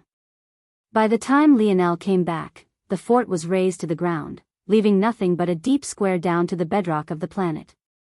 Within this deep pit, large, perfectly spherical piles of metals lay. Just from these piles alone, there was over 500,000 kilograms of herb Oregon visit. For the best no_vel_read_ng experience, Lionel was speechless. Every single last ounce was 5th dimensional. Was this the wealth of a 6th dimensional world? This wasn't even meant to be their main fort. They originally wanted to claim on of the lake crossings. Just what kind of behemoth would they have built over there? At this moment, Lionel could only feel inadequate. My bounty was only 10,000 kilograms? Am I just a petty criminal? What the hell is this? Compared to the piles of herb ore, the rest was practically worthless to Lionel. It suddenly forced him to realize that he was much too poor. If a mid-level 6th dimensional world was this wealthy, what about peak 6th dimensional ones? 7th dimensional ones? Peak 7th dimensional ones like the Morales family? Lionel was truly speechless. He had been controlling little Tolly from afar with his internal sight, but he didn't truly register just how much there was until right this very moment. And, despite all of that, Lionel felt that it was completely useless. He could probably buy a whole planet with this amount of money in the Milky Way, but what was the point? It took this moment for Lionel to realize just how small his scope on things was. Visit. For a better user experience, he was scratching and clawing for wealth in this tiny little corner of the universe while there were real whales out there laughing at his efforts. Even his own grandfather was probably laughing at him. He didn't even have to lift a finger to make thousands of times what Lionel had to lay his life on the line to get. Why did he waste his time going for these small fry, then? He was worrying about the wrong things. No, it wasn't that he was worrying about the wrong things, it was rather that he needed to work smarter, not harder. He was wasting his efforts and had to target the appropriate things. What good was it to build a shop on Earth so he could accept the patronage of people even poorer than himself? It was a waste of time. Noted. Lionel thought to himself. Lionel took the pillars of the near sixth-dimensional metal and placed them within a spatial ring. Then, he stored the herb ore away before sweeping a gaze over the remaining metals. Unsurprisingly, they were all related to defense, whether that was force absorption, shock absorption, or just overall sturdiness. They would be greatly helpful in upgrading the cubes, but Lionel had a feeling that the next wave of battles wouldn't be occurring on Earth X1. Lionel sent his senses toward the silver tablet. He didn't want to do this, but he knew that he would have to. His current strength wasn't enough, and if he wanted to use his trump cards, he had no choice. Before, he hadn't had enough resources to do it. But, after looting, exchanging his merit points at the 8th branch, he had reached his quota.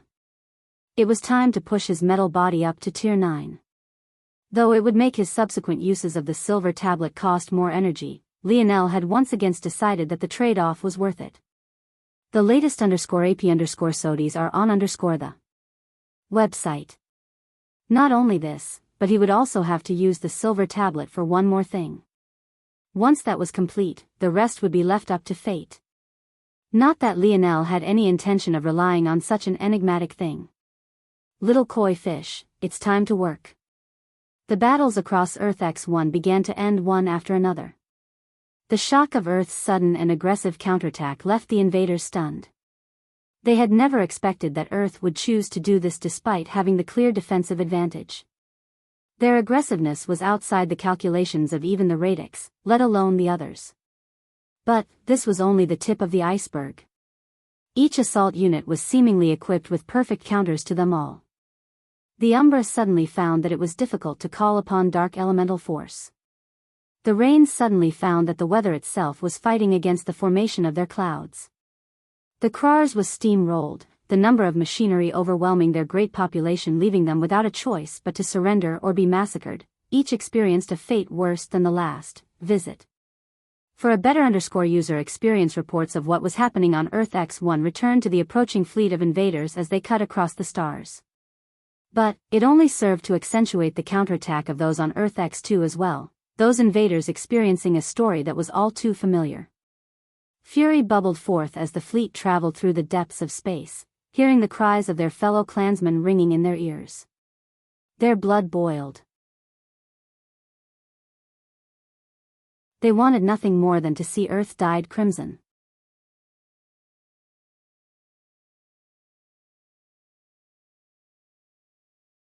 Chapter 1065. The three-pillar galaxy had entered a state of simmering. It felt as though they were all being slow-cooked in a large pot, their anxious emotions and feelings being squeezed out one step after another, all to be infused into a flavor-packed soup. The odd turn of events had resulted in a situation where the volatile undercurrents of the orbiting three planets had been calmed considerably. From one moment, it seemed like two powerhouses would erupt into a state of war. But in the next, each was suddenly on their best behavior, none of them daring to do anything to enrage the guests. At that moment, the Luxnix family was welcoming these very guests. All signs of battle and the several corpses that had littered the property previously had long since been cleared away.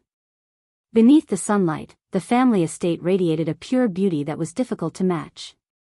Even the grass by the roadsides radiated a subtle golden color as motes of light hovered about the air. Light force was condensed and plucked by hidden formations in a perpetual cycle. Not only did it take concepts of solar energy to an absolute extreme, it painted a gorgeous picture that was difficult for one to take their eyes off of.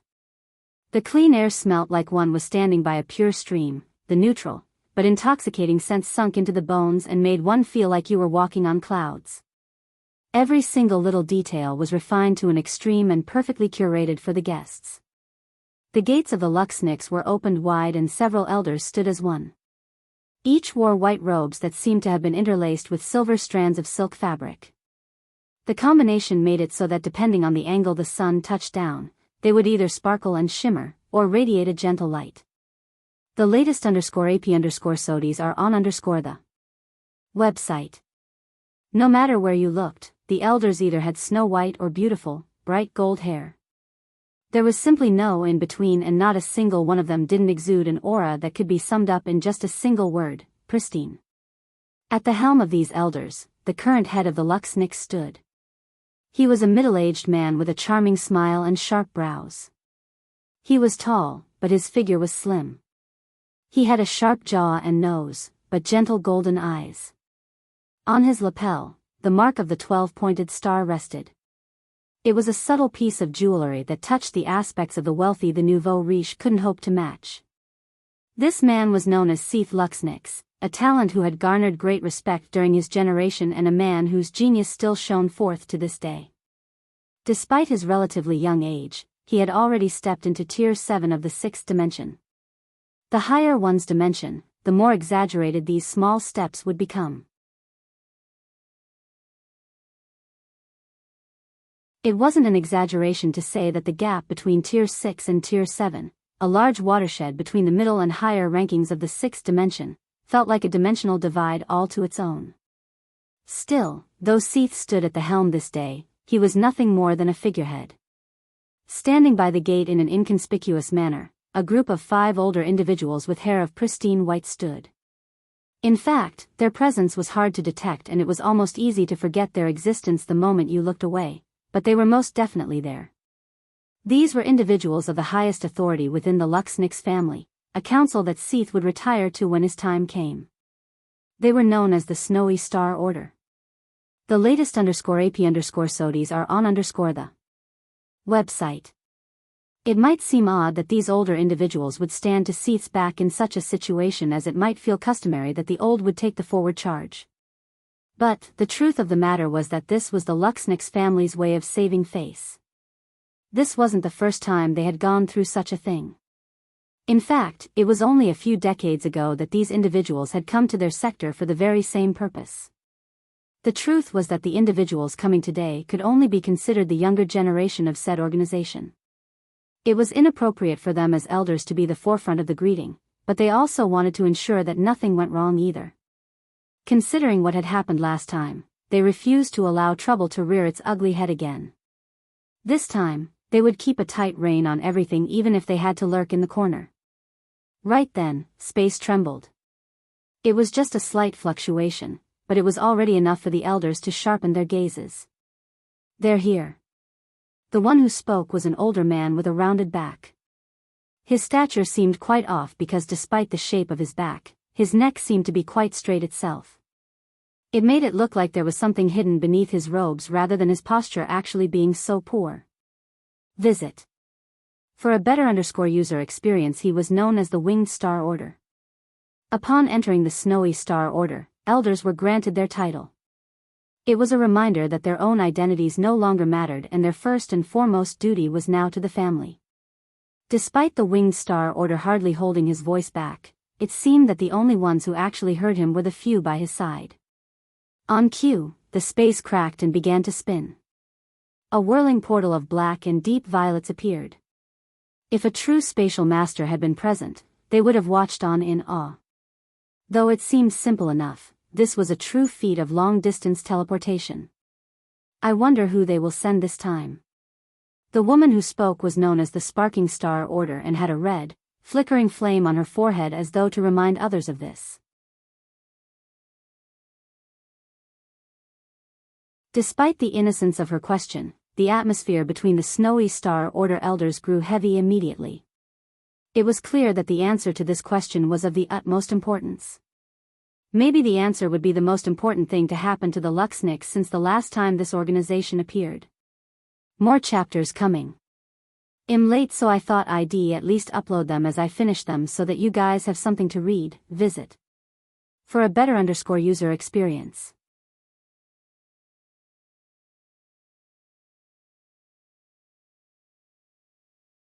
Chapter 1066.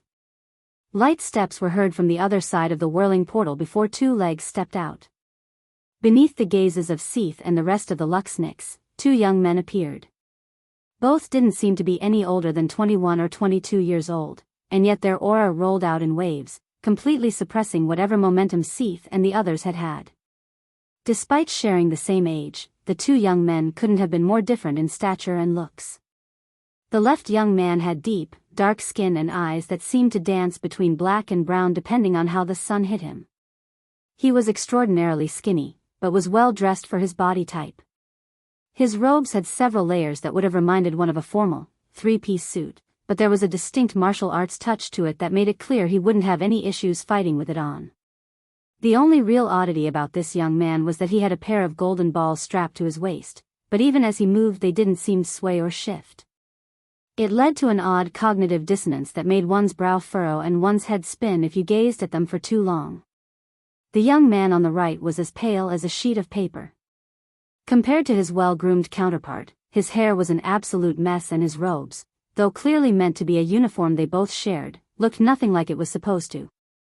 His robes split to reveal his bony chest, one of his sleeves swinging in the wind completely empty as he rested the arm that was meant to be within it upon his cloth belt.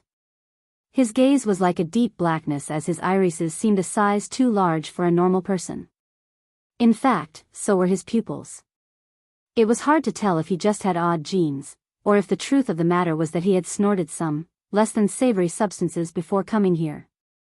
Still, despite the completely unserious appearance of this young man, the massive wooden box attached to his back would make one withhold their judgments. That was especially so after you noticed the wrapped handle coming out of the top of it. It was doubtful that anyone would want to be on the other side of whatever weapon was hidden within. The latest _AP_SODIs are on the website. Seeing these two young men, Seath smiled. He had already been well prepared to deal with the pressure these youths exuded.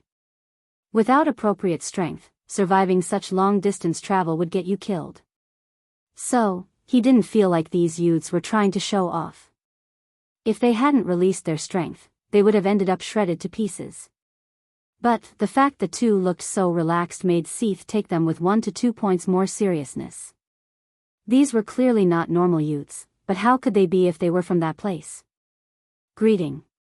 I am the current patriarch of the Luxnix family. We welcome you to our humble estate. The pale-skinned youth looked around somewhat blankly before shaking his head. Damned bullshit wormhole. I can't hear shit. The dark-skinned youth looked over toward his partner and shook his head. Hello. You can call me Orinik. This is my partner for the time we'll be here, Ganner. Orinik pointed toward the pale-skinned youth, seemingly used to his nonsense by now. Visit. For a better user experience in truth, Orinik's hearing wasn't very good right now either, but with their translation treasures, the meaning of Seath was transmitted right to their minds. Clearly Ganner was making something out of nothing like he mostly always did. Probably trying to extort people for some money again. While Seath and the non-order elders exchanged pleasantries with the two youths and invited them in, the atmosphere around the 5-star order elders grew heavier. Those robes. They're not domain-ranked students. Domain-ranked? They aren't even galaxy-ranked. They sent quadrant-ranked disciples here to us. Are they looking down on my Luxnix family?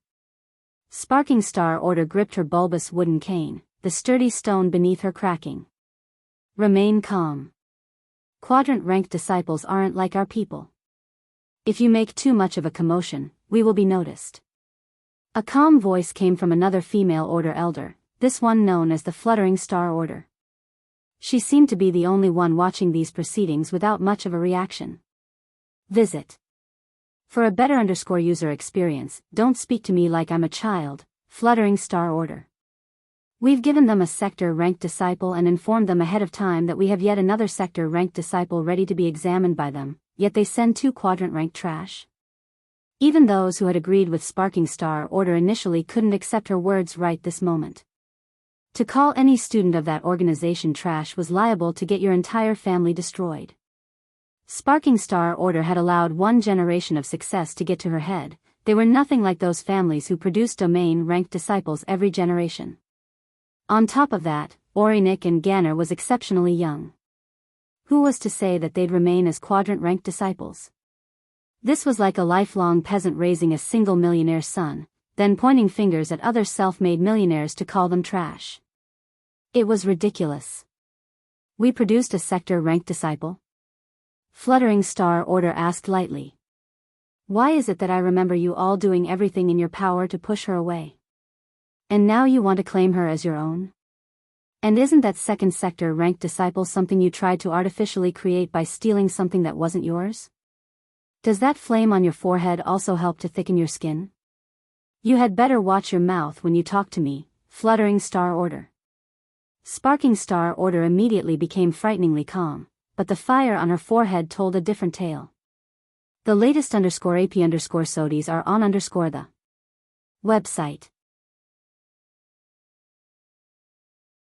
Fluttering Star Order looked toward the elders around herself, seeing all of the stern warnings in their gazes. Shaking her head, she turned around and left. You're tuning into the Biyao's Wuxia Chronicles YouTube channel. Don't forget to subscribe and join us on this journey to catch the most captivating stories.